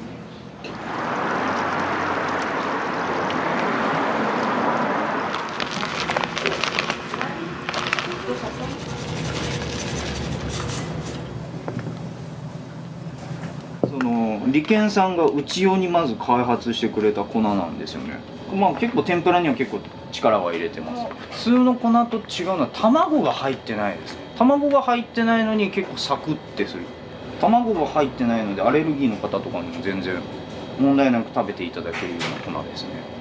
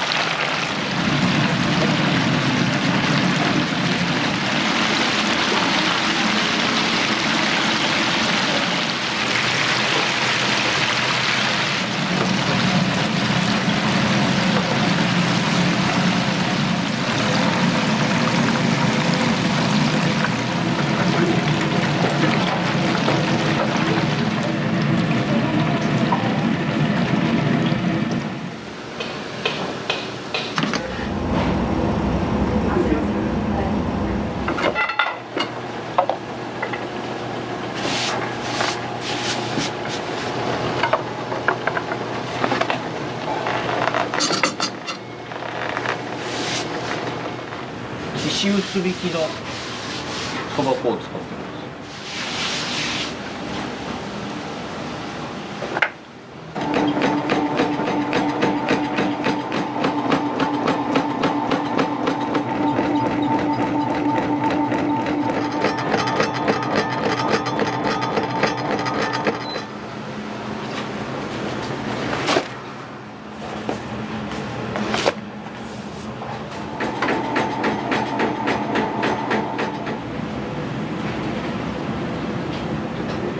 これはですね、これ1本だとちょっと弱い、でもこれ1本だと強いっていう感じで、まあ半々で割るとちょうどいい塩梅になるっていう感じです。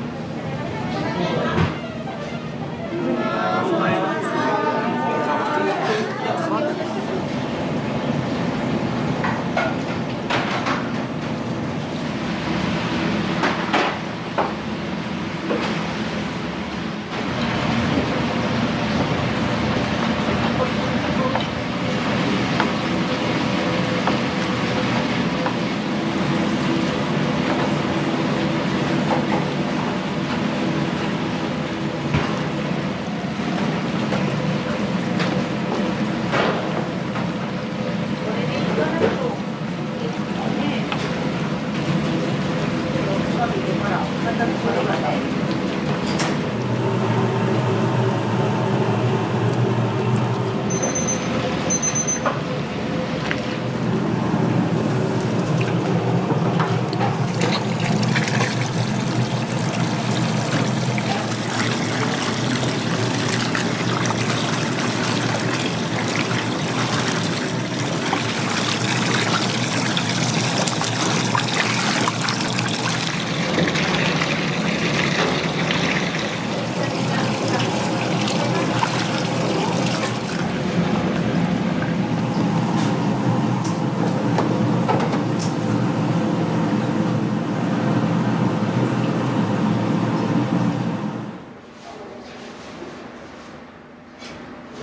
網ロ値っていうのが高くてですね、伸びやすい、引きがすごい。そう、腰は少ないんですけど、その粘りっていうか引きがすごい。こうすすった時に分かるんです。お、ビヨンって、あ、伸びるなみたいな。言い過ぎると餅みたいなに感じると思うんですけど、そのぐらいお、伸びるねっていうような。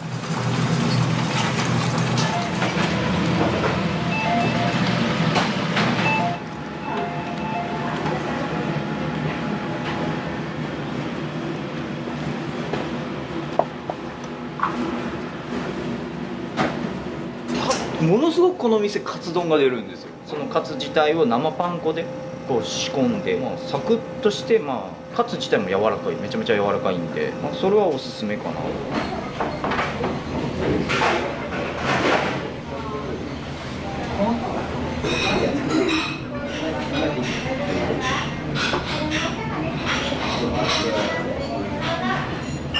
顔も商品、身なりも商品。相手のイメージは 80% 見た目で決まると言われています。それだけ第一印象が大切です。爽やか、清潔、礼儀正しさ、好印象を心がけましょう。声も商品、発言も商品、行動も商品、あなたの全てが商品なのです。お客様の前ではあなたを含めた全てが商品ということでございます。はい、じゃあ今日も一日よろしくお願いします。はい、よろしくお願いします。AAO。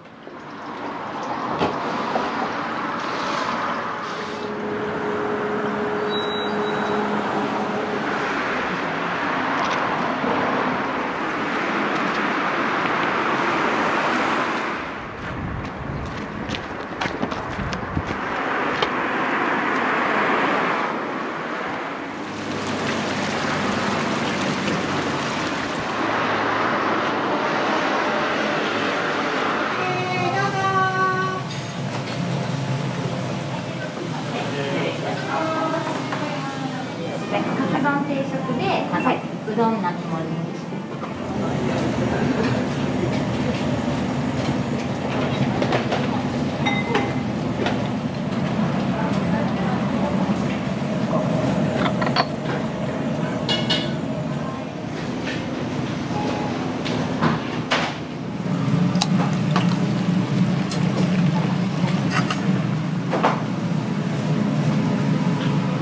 カツ丼定食でお待ちのお客様。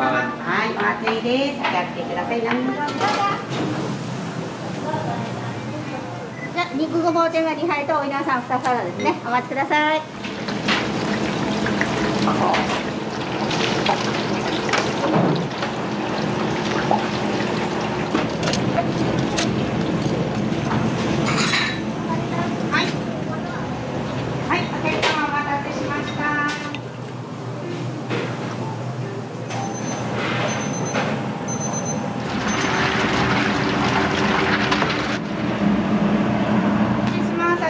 ざるそばの大盛りね。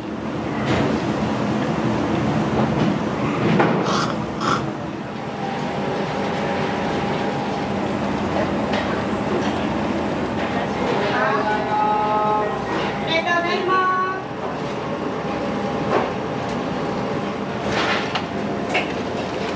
す。パンツ、はい、お客様お待ちします。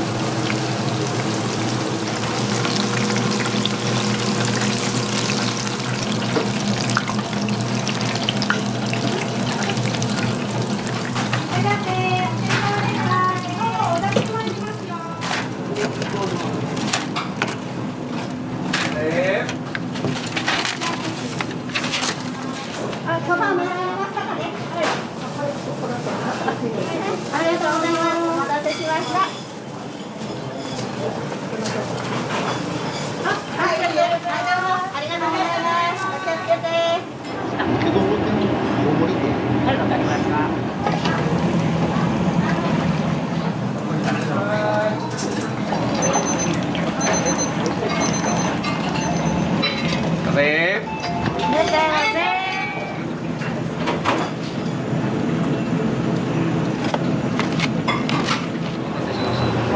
わりですね。ご注文以上でお揃いですか。はい、ゆっくりどうぞ。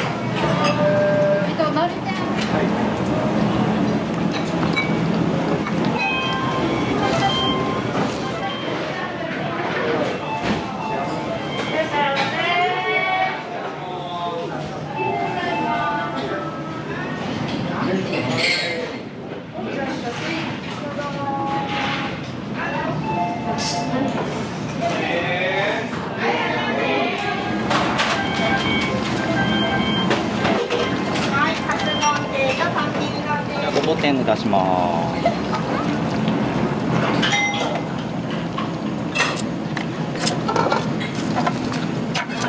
大丈夫だよ。はい。肉がバーテンダンで3盛りですね。はい、どうぞ。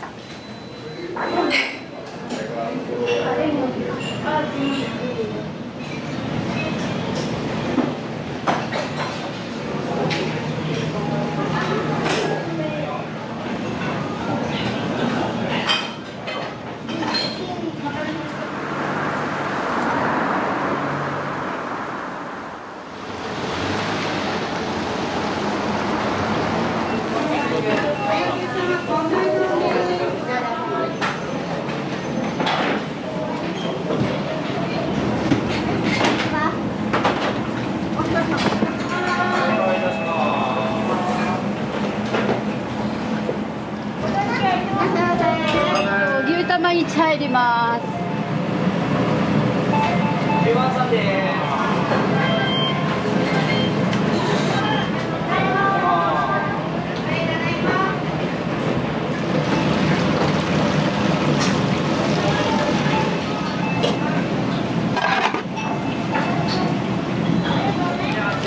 いらっしゃいませ。ご案内お願いします。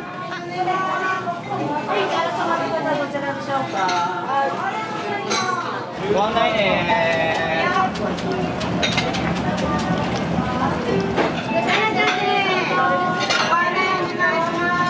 これ12番さん。はい、失礼します。足から気をつけてくださいね。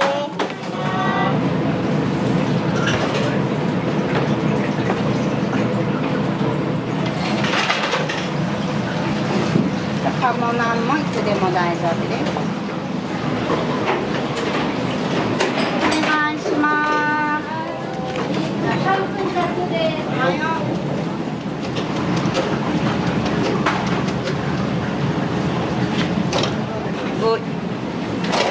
い、お待たせしました。鴨なんそばにご注文のお客様。こちらから失礼しますね。このまま。お好みで3社どうぞ。失礼します。これは出上がります。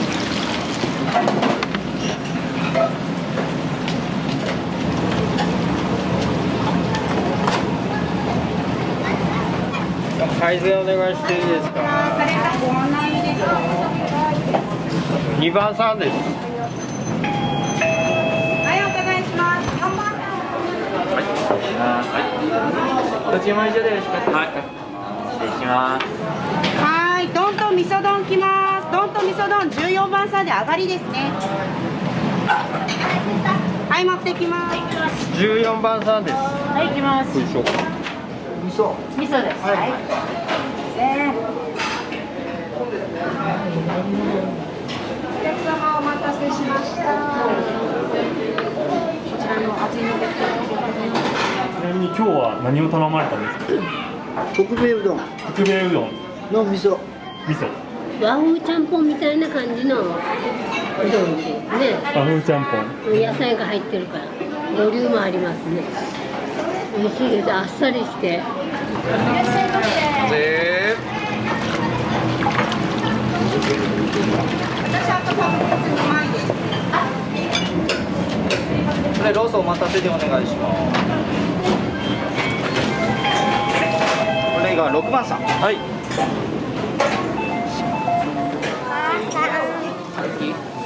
れ何ですか？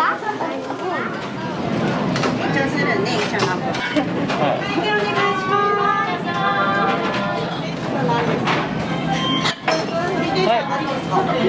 あ、鶏天で上がり。カツ丼定食、エビ天丼、うどん定食のかしわに、以上よろしいですか？失礼します。はい、出ます。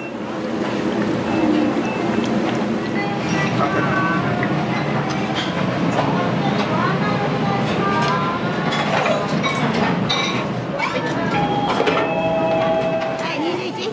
はい、持ってください。天そばですね。こちらで揃いましたでしょうか。はい、ありがとうございます。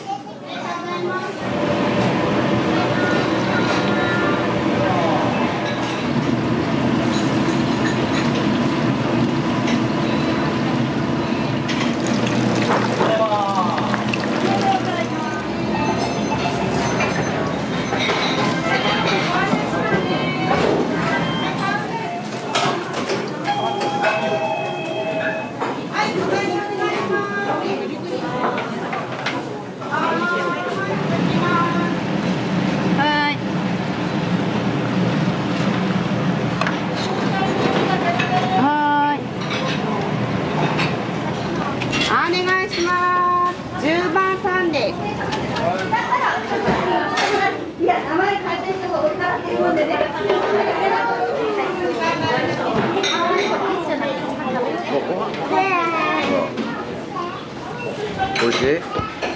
おいしい。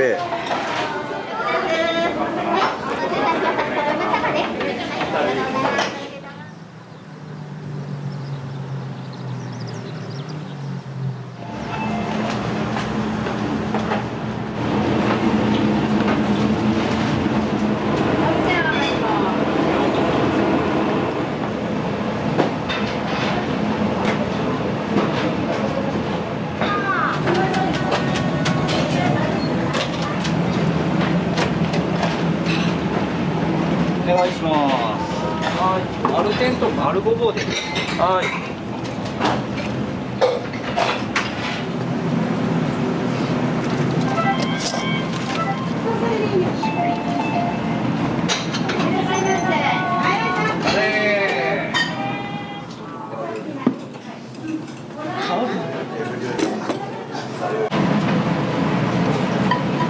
よいしょ。で、5番さん上がり。以上で揃いましたでしょうか。はい、ありがとうございます。どうぞ。お店にはよく来られるんですか？そうですね。祖父の家に来た時は必ず来る場所ですね。もう小さい頃から食べ慣れて、はい。エ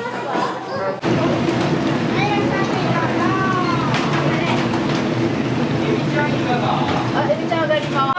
3名様入ってます。どうぞいいですよ。3回3名様入られます。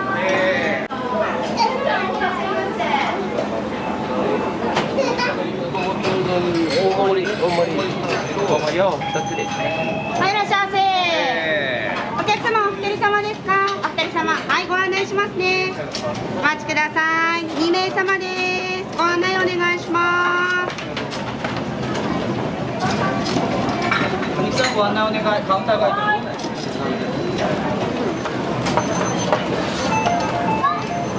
ダブルわかめ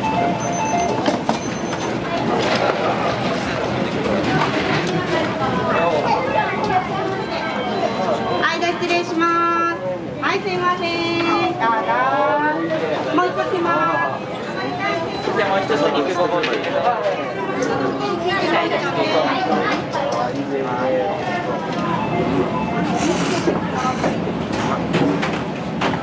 来られるんですか？よく来ます。毎週のように来ます。ありがとうございます。私はわかめが好きなんで、わかめをもう一個さらにトッピングして食べてます。お願いします。また気をつけて。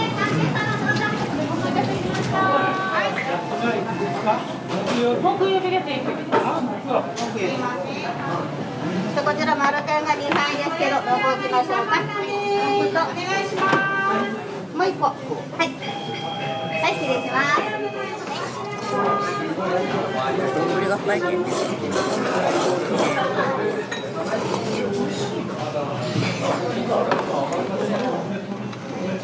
最初35歳の時にですね、この店で修行したんですよね。滝の上の方が初代の社長さんでした。めちゃくちゃ厳しい方でですね、そしてこの店がめちゃくちゃ忙しかったんですよ。もうこの忙しさに耐えられたっていうか、ちょっと耐えたもんだから自分でもお店ができるようになったかなと。3年前にもう閉めようかなということだったんですよね。あまりにもちょっともったいないもんだから、この店がなくなるっていうことで、ここは残したいと思って、じゃあやらせてくださいということで引き継ぐことになりました。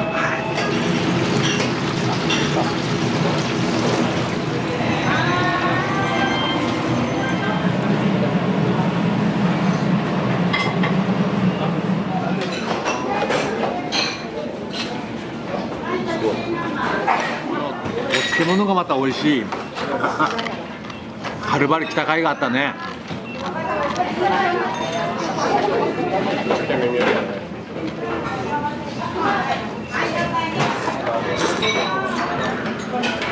出汁が効いて美味しい。美味しいって噂を聞いたもんですから。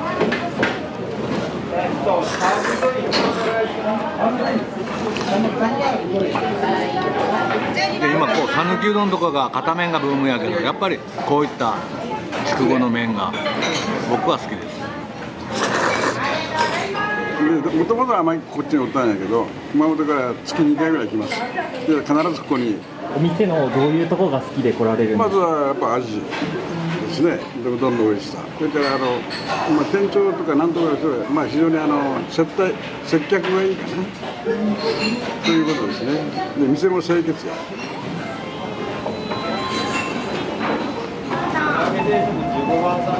はい。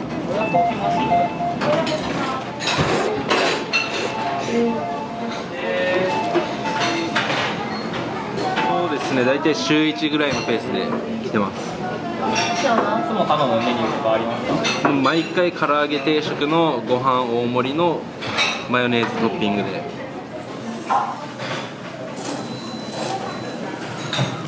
なんでなんで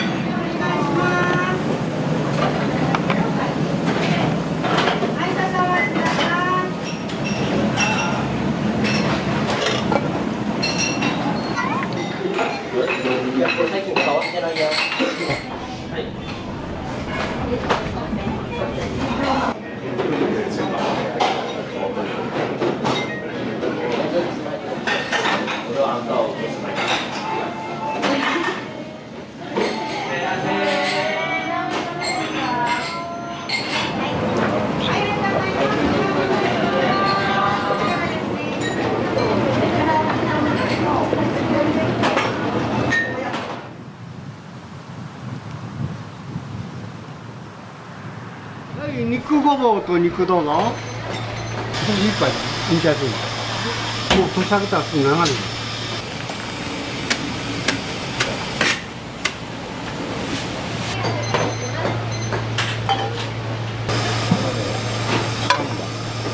東京は14年いました。戻ってきたのちょうど1年前。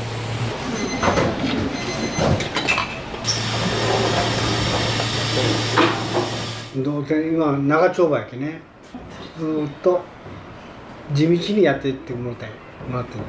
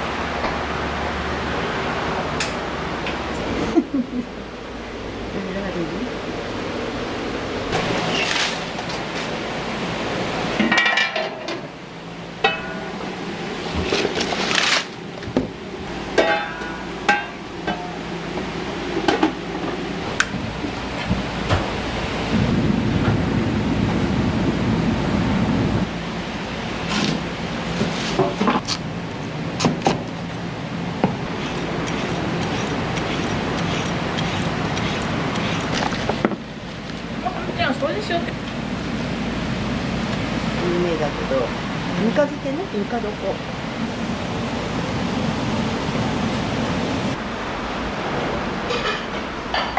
ですよ。食べたいやったね。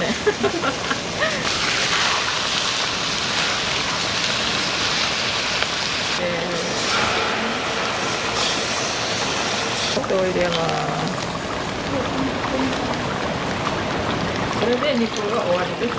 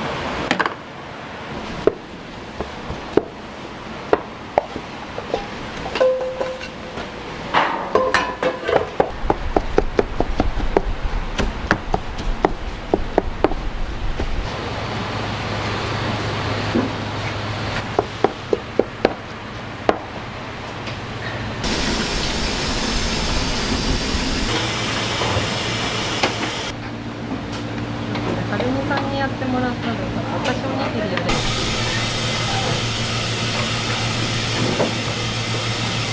皆さんに底付けを作ってもらおうと思って。もういいプレッシャー。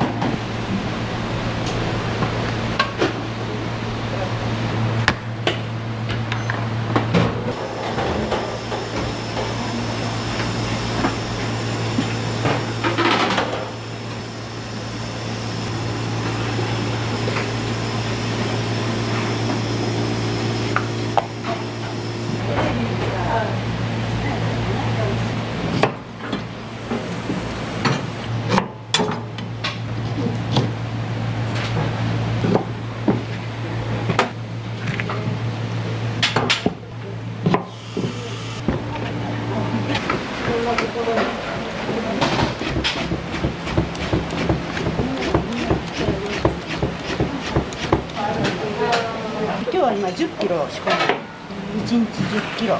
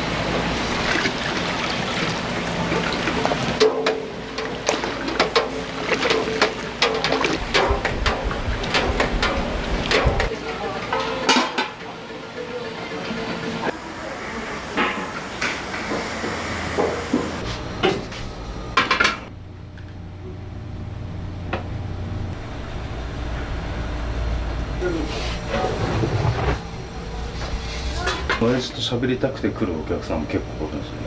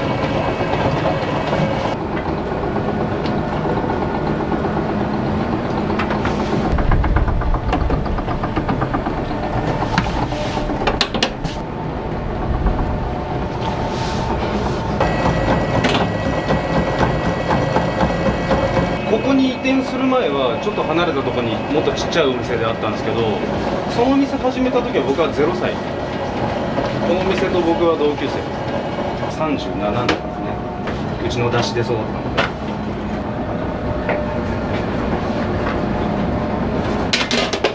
お客さんとの接し方とか、親父すげえなと思うのはそういうとこです。めちゃくちゃお客さんに愛されてる。ニコって笑ったらみんなも許してしまう。うどんを教わるよりも難しいことやなと。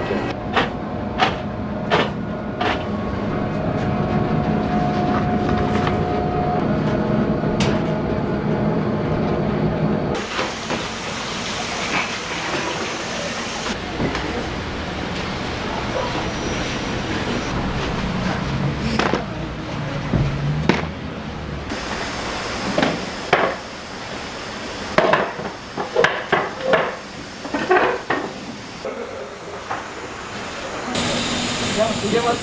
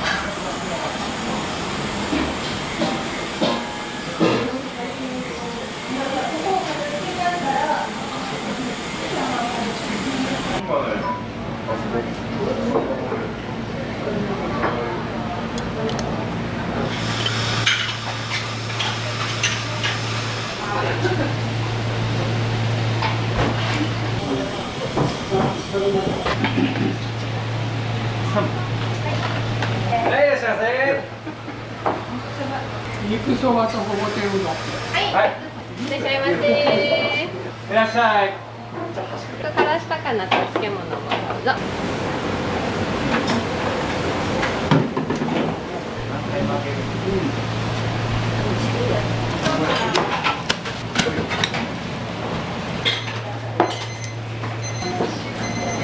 三宮。お先に肉そばお待たせしました。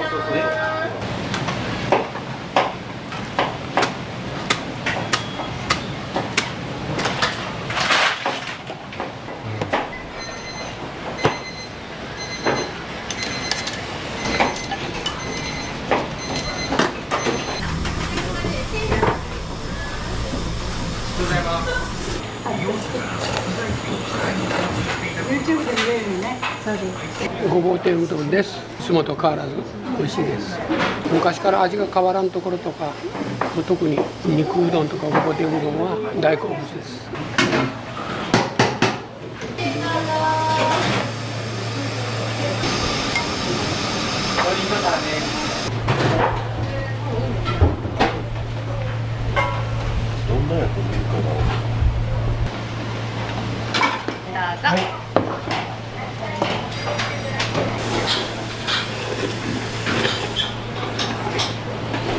肉うどんに卵とじ、肉は食べないといけないから、あと卵が好きだから卵、生より閉じた方がいい。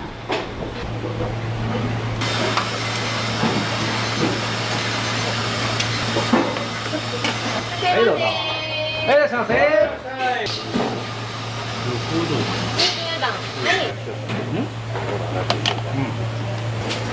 いどうぞ。肉ごぼう大盛りお願いします。はい、ごぼう大きくて。はい。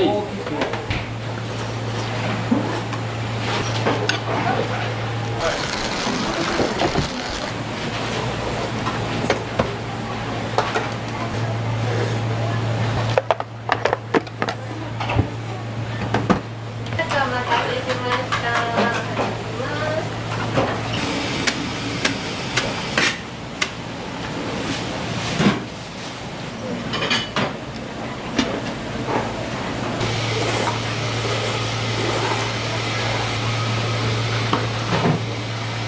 はいどうぞ。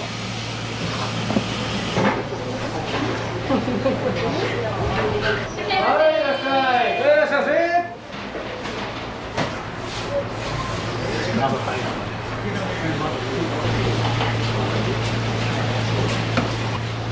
ごぼうマルテンを2つお待たせしました。肉ごぼう大盛り。ごぼうきつ。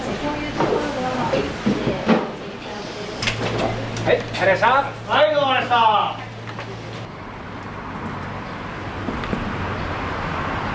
肉ごぼうと卵とじ4番です。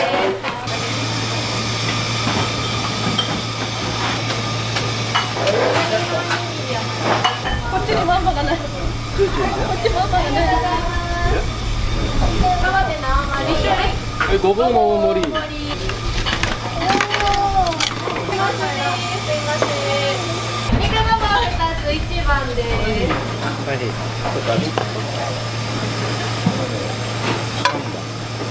卵とじ。はいどうぞ。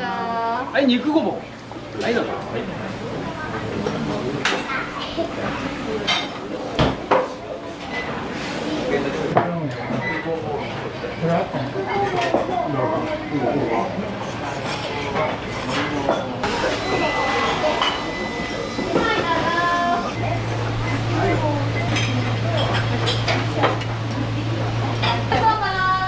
いどうぞ。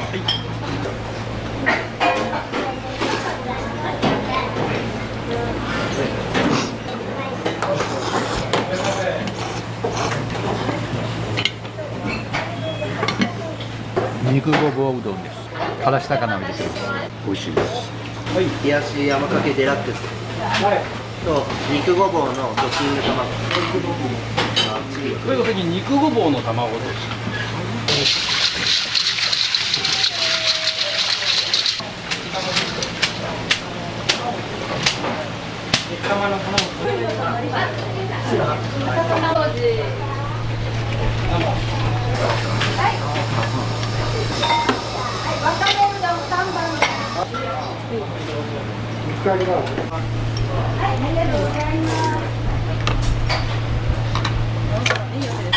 先3番ね。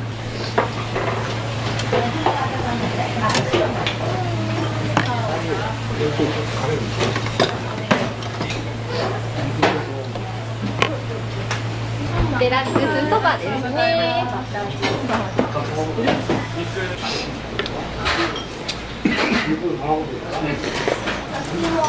美味しい。は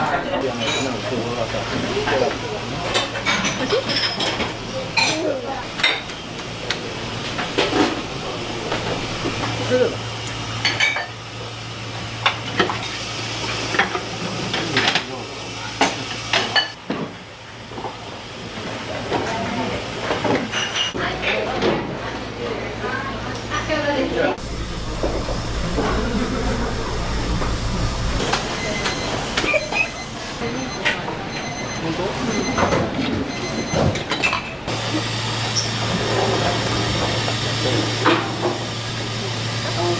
いですか？はいはい。肉を。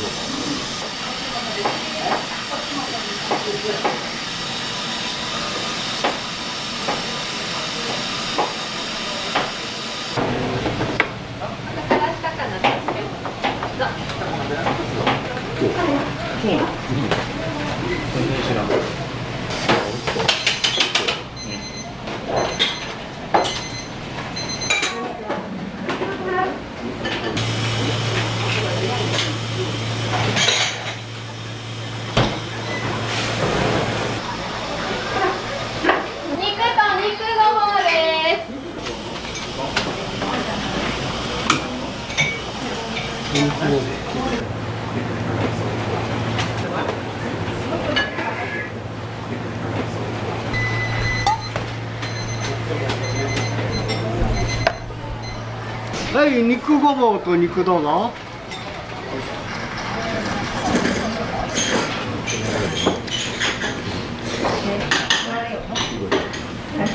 出汁が効いてて美味しいですね。お昼からもう頑張れます。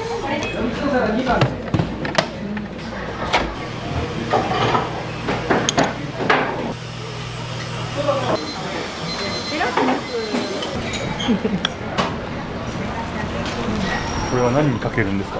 このまま食べます。めっちゃ美味しい。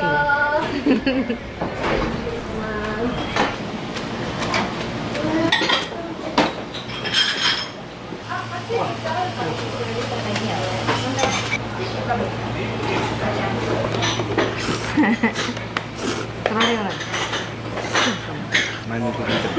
毎日食べても初めての気分で食べれるよね。今日は肉ごぼうのごぼうを別皿にしてます。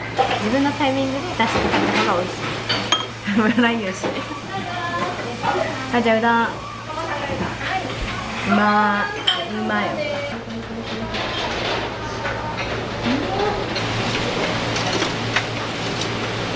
もう日曜なんかずっと食べる。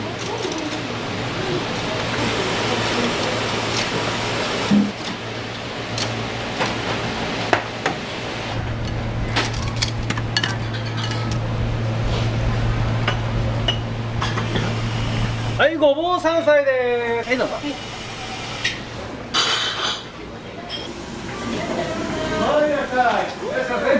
ごぼう山菜、だしはあっさり美味しいです。はい。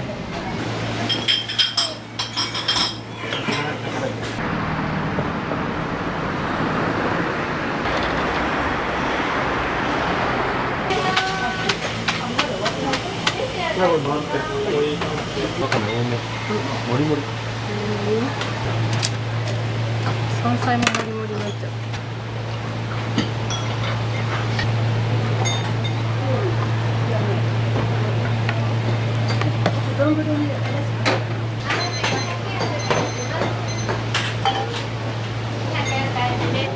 はい、肉そば。はい、ごぼう天。ありがとうございます。はい、いらっしゃい。いらっしゃいませ。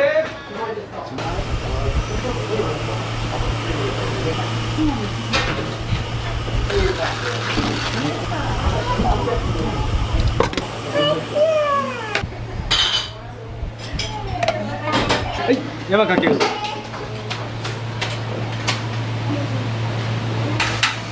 はい、肉ごぼうからどうぞ。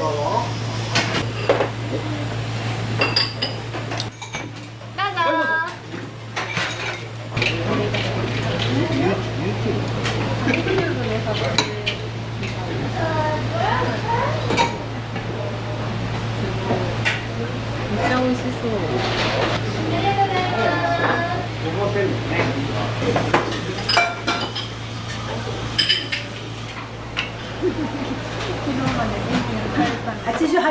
88。1988年前のね、はい、たまたまこの間出てきたんよ、前の店で。そこは2人でほぼ2人でやってて13年間。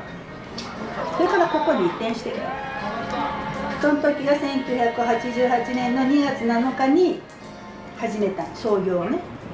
大将、これからお店をされていく2代目にちょっと一言いただけたら。